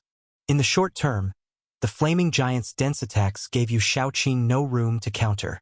Seeing Yu Shaoqing on the defensive, the Stone Race clansmen were delighted. I told you, Elder Sherpa is a core elder of our clan. He can definitely beat Yu Shaoqing. Let's not get careless, but if the attacks keep going like this, our chances are good. Go, Elder Sherpa. While the clansmen's faces were filled with excitement, the Stone Race's higher-ups showed no joy. Different levels see different things. Elder Sherpa can't hold out for long. Unless he has some hidden trump card, Monk Great Wisdom said on the side. Su Zimo nodded slightly, not refuting it. From an outsider's perspective, Yu Shaoqing was indeed being pressured. But there were two key points everyone was ignoring. First, Yu Shaoqing was handling the attacks with ease. It was clear this assault wasn't putting him under real pressure. Each move of his was stable, without any sign of panic. Second, Elder Sherpa had already activated his true fate and was attacking with full force. Yet his opponent, aside from drawing his sword, hadn't even revealed his true fate. That was the truly suffocating part. Su Zimo could see clearly Yu Shaoqing was in the God Meridian realm. He wasn't fighting seriously at all, as if mocking his opponent, or perhaps enjoying the feeling of hunting prey. Shocking the heavens! After failing to break through for a long time, Elder Sherpa seemed to grow impatient. The flaming giant behind him let out an earth-shaking roar. The flames in its hands blazed even fiercer. Its momentum surged several levels higher. Both fists shattered the void, smashing through every obstacle, crashing down toward Yu Shaoqing's head. At that moment, a flicker of black light flashed in Yu Shaoqing's eyes. It was only for an instant, but his gaze was filled with a chilling gloom. "Farewell," he said with a faint smile, the corner of his lips curling. When the flaming giant's fists fell, there was a loud boom. The earth began to shake like an earthquake, cracks splitting and spreading in all directions. When the shrouding dust and mist gradually dissipated, the scene in the arena was both shocking and yet within everyone's expectations. Chapter 878, How About I Give It a Try? Elder Sherpa's body froze in place. A long sword pierced through his back. The sword's tip was aimed right at his heart, and Yu Shaoqing was standing behind him, both hands gripping the sword, his body leaning slightly forward with his right leg stepped half a step ahead. His long black hair floated without wind. Time seemed to stand still at that moment. This sword pierced not only Elder Sherpa's heart, but also the heart of the flaming giant behind him. "You?" Elder Sherpa turned his head with difficulty. He had just spoken one word before his body fell heavily to the ground. "Elder Sherpa!" Someone from the Stone Race cried out in grief. "Let's fight them to the death." "Yes, fight. If this continues, our Stone Race will be finished sooner or later. What's the difference between us and the livestock they raise? One killed every day." Some could no longer bear the collapse, clutching their heads and crying. Every battle, every spark of hope, was crushed again and again. "Everyone go back." Sher Xiaoshua looked at his clansmen, closed his eyes in silence for a long moment, then finally took a deep breath and spoke. "Patriarch, we can't retreat anymore. Let's kill them." Someone began shouting. "I said go back. Didn't you hear me?" Sher Xiaoshua roared with a voice tinged with hysteria. His gaze turned fierce and murderous. The Stone Race members instantly fell silent and began walking back toward Sacred Stone Mountain one by one. "Brother Xiaoshua, you can reconsider my previous offer." Yu Feihuang's laughter came from behind. "What's so bad about becoming a subordinate race of our feather race? By then, we'd all be one family. To bully you would be to bully us. Why must it come to the destruction of your race?" Hearing his words, Sher Xiaoshua's expression grew terrifyingly dark. Just like his clansmen said, according to his temperament, he had long wanted a decisive battle. Even if they all died in the end, it would be better than living in such humiliation. But he could not because he was responsible for an entire race. If the race were to perish in his hands, then Sher Xiaoshua would be a sinner for all eternity. Even in death, he would have no face to meet the ancestors in the underworld. The people of the stone race walked back toward Sacred Stone Mountain in dejection. Su Zimo and the others originally planned to return to Stoneheart Pavilion, but halfway there, they were stopped by Shi Yuyan and Rock Solid. "Everyone, our patriarch wishes to see you," Rock Solid said. "What's the matter?" Lu Zhe asked. "Not sure yet, but you'll know when you get there," Shi Yuyan replied with a smile. Following the two, the group arrived at the council hall halfway up the mountain. At this moment, all of the stone race elders, great and small, were gathered there. Shi Xiaoshua sat at the very front, and the atmosphere felt heavy. When Su Zimo and the others arrived, Shi Xiaoshua's tightly furrowed brow finally relaxed into a faint smile. "You've come," he said. "Patriarch, whatever it is, just say it. We'll do our best." Li Zhe nodded and replied, "Honored young talents, don't misunderstand. I didn't call you here because I have something for you to do." Shi Xiaoshua sighed. "It's just that I wanted to tell you about the situation. We won't be able to hold Sacred Stone Mountain for much longer. That you came to help the stone race at such a time, I'll remember this kindness. But in the end, manpower is limited. I think it would be best to escort you down the mountain to leave." "Patriarch, what are you saying? We are not the sort to cling to life and fear death." Lu Zhe snorted coldly. "Young Master Lu, don't misunderstand. I just don't want you to die in vain," Shi Xiaoshua replied. "I wonder if young Master Lu could introduce us to an elder of immortal sacred ground.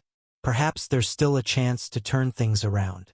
Hearing Shi Xiaoshua's words, Lu Zhe let out a small sigh. "To be honest, it's not that I don't want to make the introduction. Before coming to the stone race, I asked my grandfather about it. According to him, the lineage does not wish to get involved in this matter." "I see," Shi Xiaoshua sighed slightly. "I've made up my mind. In tomorrow's battle, I'll go up personally. If I die, you should leave Sacred Stone Mountain as quickly as possible." "Patriarch, that cannot be." An elder in the audience immediately objected upon hearing this. "You are our backbone. If you die, where will the stone race go from there?" "If I don't go, then who will?" Shi Xiaoshua asked. "The grand elders are almost all dead. As the patriarch, I must stand up. If I die, you can choose your own path. Those who want to fight to the death can fight. Those who want to flee should flee quickly. And if anyone wants to surrender to the feather race, I won't blame them." Hearing his determination, everyone fell silent. They knew that the way things had developed, this was a dead end. An outright dead end. "Patriarch, against you Shaoqing, how much chance do you have?" At this moment, an old man stood up and asked. "Elder Shi Yan." Shi Xiaoshua looked at him and replied, 50%. "So low?" Someone frowned slightly. "You have already stepped into the immortal path, while Yu Shaoqing is only God Meridian. What gives him the ability? Though I've stepped into the arcane immortal realm, my aptitude is mediocre. This life of mine will probably be just like this. My strength has nothing remarkable about it." Shi Xiaoshua said self-mockingly. "He may be God Meridian, but his foundation is so strong that even I must admit inferiority. 50% is already the most I can claim. Perhaps this is the difference between a prodigy and mediocrity. Back when Shi Xiaoshua was chosen as patriarch, it wasn't because of his strength. It was because he could understand the needs of the race and lead them on the right path. How about I give it a try tomorrow?" While everyone was heavy with worry, a calm and indifferent voice suddenly came from the side. The deathly still hall immediately turned to look. They saw Su Zimo smiling faintly at them. "How about I cut down Yu Shaoqing for you?" "This young master, it would be better not to joke." Shi Xiaoshua was stunned for a moment, then replied, "Whether you believe me or not, I can't be bothered to explain." Su Zimo waved his hand and left the hall. "I have only one condition which Rock Solid knows.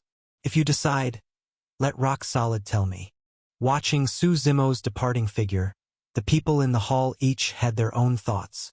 Some glanced sideways, some were lost in thought. "That's enough for today." Shi Xiaoshua tapped the table a few times. Then he stood and said, "The rest of you can leave. Rock solid, you stay. After everyone with differing thoughts had left, Sher Xiaoshua looked at Rock Solid and asked, "Tell me about this junior of yours." Rock Solid thought for a moment, then briefly recounted how they had met in the Heavenly Dao Tower and resurrected the Vermilion Bird. "You're saying he came to our stone race for the Supreme God Hammer?" Sher Xiaoshua asked. "Yes, just to borrow it." Rock Solid nodded. "I don't know how strong he is, but he's unfathomable." Sher Xiaoshua pondered for a long time, then suddenly turned and said, "Tell him that if he cuts down Yu Shaoqing, I'll give him the Supreme God Hammer." Chapter 879 Infiltration. Hearing Sher Xiaoshua's words, Rock Solid was stunned. Surprised, he said, "Patriarch, isn't this a bit too much?" "Too much? If our stone race is exterminated, what use is it to still hold the Supreme God Hammer?" Sher Xiaoshua asked in return, "How many of our people has Yu Shaoqing killed? Cutting him down is a way to mourn for the dead. It's not too much at all." "All right, I'll go tell junior brother Su right away." Rock Solid quickly nodded. After parting ways with Sher Xiaoshua, Rock Solid hurriedly passed the message to Su Zimo. Naturally, Su Zimo agreed to fight tomorrow. He then spent the entire day quietly waiting in the Stoneheart Pavilion for the arrival of the next day. The night was thick as ink, dead silent, when a figure could be seen darting swiftly within the stone race's grounds. This figure moved as fast as lightning, and in just a few breaths, arrived in front of a small courtyard. The black-clad figure raised his head slightly, then followed the courtyard's outer wall and stepped inside. Within the courtyard, there was a stone table, and seated before it was an elderly man. In front of him was a pot of hot tea. The old man was sipping tea, gazing at the moonless night sky. This elder was Elder Shi Yin. Now, within the stone race, due to the war, most of the core elders had already perished. So much so that, apart from the Patriarch Sher Xiaoshua, he was the one with the highest prestige in the stone race. Seeing the Black Shadow arrive, Elder Shi Yin was not surprised. Instead, he calmly asked, "Young Master Lu, visiting me so late at night and arranging to meet here, what is it you want?" The shadow stepped out of the darkness, his face faintly visible under the dim night light. It was Lu Zhe.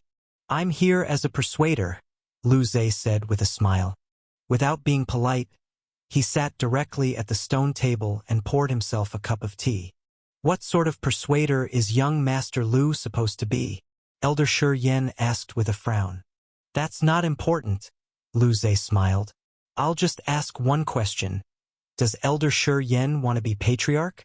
At these words, Elder Shi Yin's right hand, which was holding the teacup, paused slightly. He turned his head to look at Lu Zhe and asked, "What do you mean by that? How much longer does Elder Shi Yin think the stone race can hold out?" Lu Zhe asked. Elder Shi Yin fell silent for a moment. How much longer they could hold on depended entirely on the feather race's mood. If the other side wasn't in a hurry, they could still hold on for a while.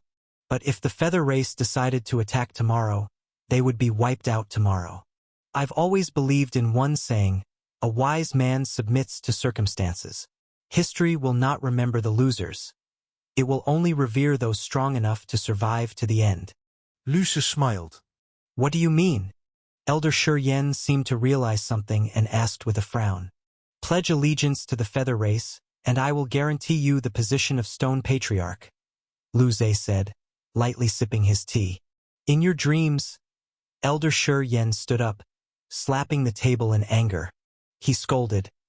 If the Patriarch hears you say this, you'll be arrested on the spot. You won't tell Sher Xiaoshua? Lu Zhe chuckled. Even if you don't think about your own future, what about your family?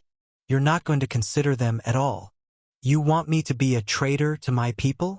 Elder Shi Yin snorted coldly. I think your visit to the stone race wasn't to help Yuyan at all, but for ulterior motives. Elder Shi Yin, don't make it sound so ugly. What do you mean traitor? You would be saving the stone race. You should be hailed as a great hero. Lu Zhe smiled and said, As for Shi Yin, I've been quite good to her, but unfortunately she doesn't appreciate it.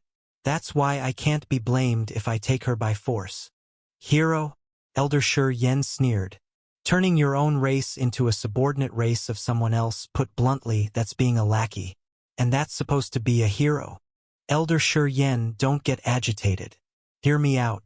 First, the continuation of a race, whether as someone's lackey or flourishing independently, all hinges on one thing: survival. Only if the people live will there be endless possibilities.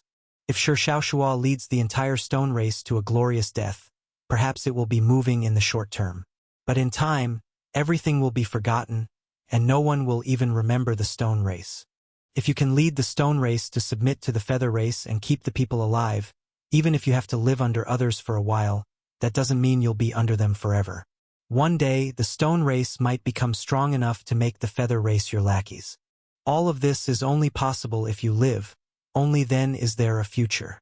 Lu Zhe went on at length. Second, I don't think Elder Shi Yen wants to die, nor see your family die. Being able to survive and even become patriarch, that's killing two birds with one stone, isn't it? Third, you don't have to fear being criticized for betraying your people. Because when you rule the stone race, history will be written by you. If I have the feather race play along, everything will end happily. Hearing Lu Zhe's words, Elder Shi Yen was silent for a long time. The night seemed like a soundless giant beast, devouring everything. Unknown insects chirped from unseen corners. Was it the feather race who sent you to persuade me? Elder Shi Yen asked in a low voice. They specifically told me to find you, they want to work with you, and their sincerity is real, Lu Zhe said earnestly. In fact, here he told a lie. The feather race only told him to find someone to turn, without naming Elder Shi Yen. But after arriving at Sacred Stone Mountain, Lu Zhe chose Elder Shi Yen himself. First, apart from the Patriarch Shi Shaoxuo, Elder Shi Yen had the highest seniority in the entire stone race. Second, with the stone race having no one left to use, most core elders already dead, when Shi Shaoxuo even wanted to take the field himself, Elder Shi Yen still hadn't volunteered to fight. That showed he feared death. All in all, he was the most suitable candidate. The reason Lu Zhe lied was to make Shi Yen feel that the feather race valued him highly. In truth, they were nothing but a bunch of petty clowns, hardly worth the feather race's attention. What about Shi Shaoxuo? How will you deal with him? Elder Shi Yen asked. If he doesn't die, the clansmen won't listen to me. Of course, the plan was to have him duel Yu Shaoqing tomorrow and kill him then. After that, we'd support you as patriarch, Lu Zhe said with a frown. But that kid from the Heavenly Dao Academy got involved. Still, it doesn't matter, tomorrow we'll kill that kid, and the day after we'll kill Shi Shaoxuo. Will that work? Elder Shi Yen asked. I know Yu Shaoqing is strong, but Shi Shaoxuo isn't simple either. That's not your concern, it's the feather race's business, Lu Zhe said with a smile.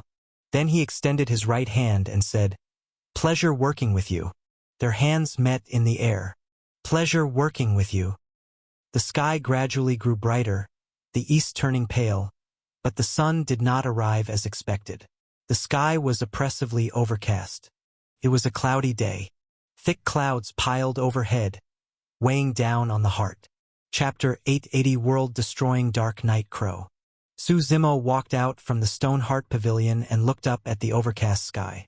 In the hazy mist, the whole sky seemed like a giant beast, the thick layers of dark clouds rolling and tumbling. He spread his arms, the air slightly cool.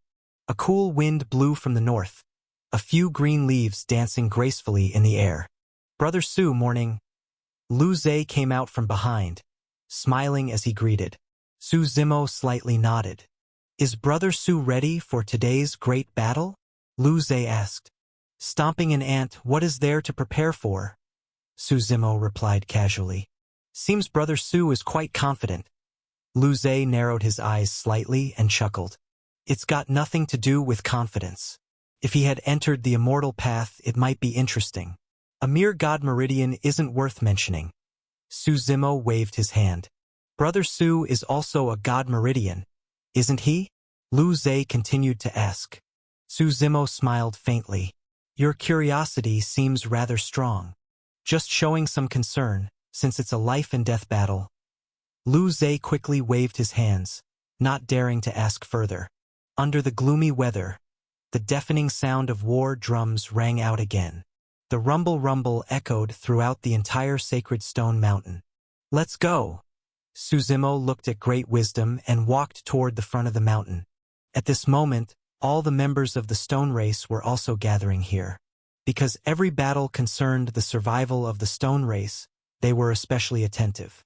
Wind and sand drifted across the center of the arena. The land was immersed in a deathly silence. The people of the stone race and feather race faced each other from afar. It was still the same crowd as yesterday. From a distance, the voice of Yu Fei Huang from the feather race pierced through the crowd, echoing all around. "Brother Xiaoshua, who are you sending to die today?" Sure, Xiaoshua snorted coldly. "It's not certain who will die yet." He turned his head toward Su Zimo and said solemnly, "Young Master Su, I'm counting on you." "Don't worry." Su Zimo waved his hand and walked forward.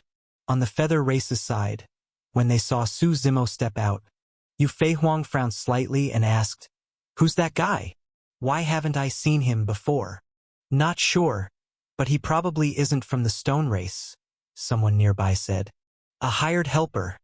Yu Shaoqing chuckled softly. For someone to still dare help the stone race at this point. How interesting. "Be careful. Take him down with absolute certainty," Yu Fei Huang said from the side. Dust filled the air between the two men. Behind them were the cheers and shouts of their respective races. The voices echoed beneath sacred stone mountain. Yu Shaoqing raised his right hand, and all the noise abruptly ceased. "You seem unfamiliar, brother," Yu Shaoqing asked. "Where might you be from?" Su Zimo did not answer his question, but instead asked, "Are you afraid of death?" "What did you say?" Yu Shaoqing frowned slightly.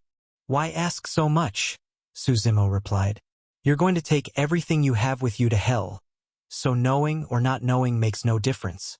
"Arrogant," Yu Shaoqing coldly shouted. The long sword in his hand was drawn in an instant, slashing toward Su Zimo. The sword pierced through the void, condensing all its power into a single point. Su Zimo chuckled softly, spirit force surging in his hand as he directly clamped the oncoming sword. With his other hand, he formed a palm strike that directly pressed toward Yu Shaoqing. The wind and clouds trembled within his palm, rolling up a majestic force. Yu Shaoqing quickly extended his right arm in an attempt to defend. With a loud boom, endless spirit force erupted instantly, and Yu Shaoqing's figure was sent flying backward. He quickly stood up from the ground, sticking out his tongue to lick his lips. Smiling, he said, "No wonder you're so arrogant. You've got some skill after all. Come." Su Zimo beckoned with his hand. Yu Shaoqing's expression grew slightly serious, a sharp glint flashing in his eyes. His figure blurred into countless afterimages, his long sword spinning in his palm as he charged toward Su Zimo. This sword strike was simple and unadorned, yet carried an astonishing sharpness. Su Zimo struck with his right palm, condensed with endless spirit force. Palm and sword collided, and they were actually annihilated at the same time. Yu Shaoqing's movements were neither fast nor slow, his expression neither happy nor sad. His sword techniques had no fancy flourishes, just simple slashing, stabbing, lifting, pointing, thrusting, pressing, chopping, intercepting. These were the 13 basic sword techniques. The 13 basic sword forms were what every beginner in swordsmanship would practice. But at this moment, in Yu Shaoqing's hands, they carried an added sense of artistic conception. "Sword Dao origin," Su Zimo chuckled. "I've seen many people use the sword, but you're one of the few who has grasped the origin."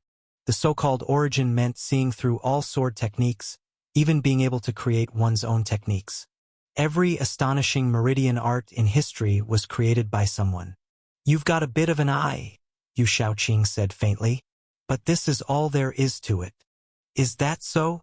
Su Zimo loget sopti. With a metallic clang, the sound of the shadow tyrant being drawn came from behind him. Immediately, a hellish saber intent condensed. "Blades and swords are one family, try mine for size," Su Zimo said with a hearty laugh. slash, chop, hack, slice, sweep.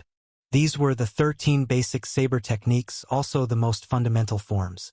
Compared to Yu Shaoqing, Su Zimo's movements were much faster. After just a few simple exchanges, Yu Shaoqing was already struggling to defend. His chest was stabbed once, and his figure quickly retreated backward. What's wrong? Tired already? Su Yimo lau ghét. Since you are not of the stone race, might you tell me your name? Yu Shaoqing finally grew serious and asked. Just a nameless rogue cultivator. Su Zimo waved his hand. Besides, the dead don't need to know so much. Yu Shaoqing narrowed his eyes slightly, saying nothing more. Around him, strands of dark energy began slowly surging. A harsh, piercing cry seemed to echo in the air. At first the dark energy was faint, but in the blink of an eye it surged forth in great waves. The sky had already been overcast, but now, within the heavy dark clouds, a crow even blacker appeared, condensing into form. True fate revealed. Is it? Su Zimo smiled. The white robe Yu Shaoqing wore already had the image of a crow on it.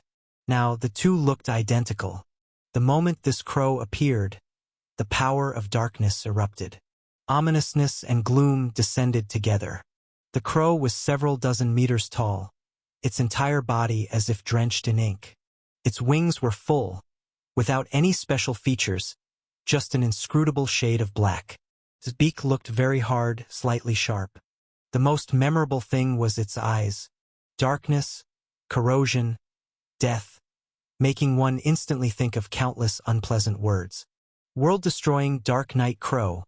From the Stone Race's side, Shi Shaoshua exclaimed in shock. Looks like the Stone Patriarch knows his stuff. Yu Shaoqing chuckled. You actually made it your true fate. Shi Shaoshua's face showed disbelief.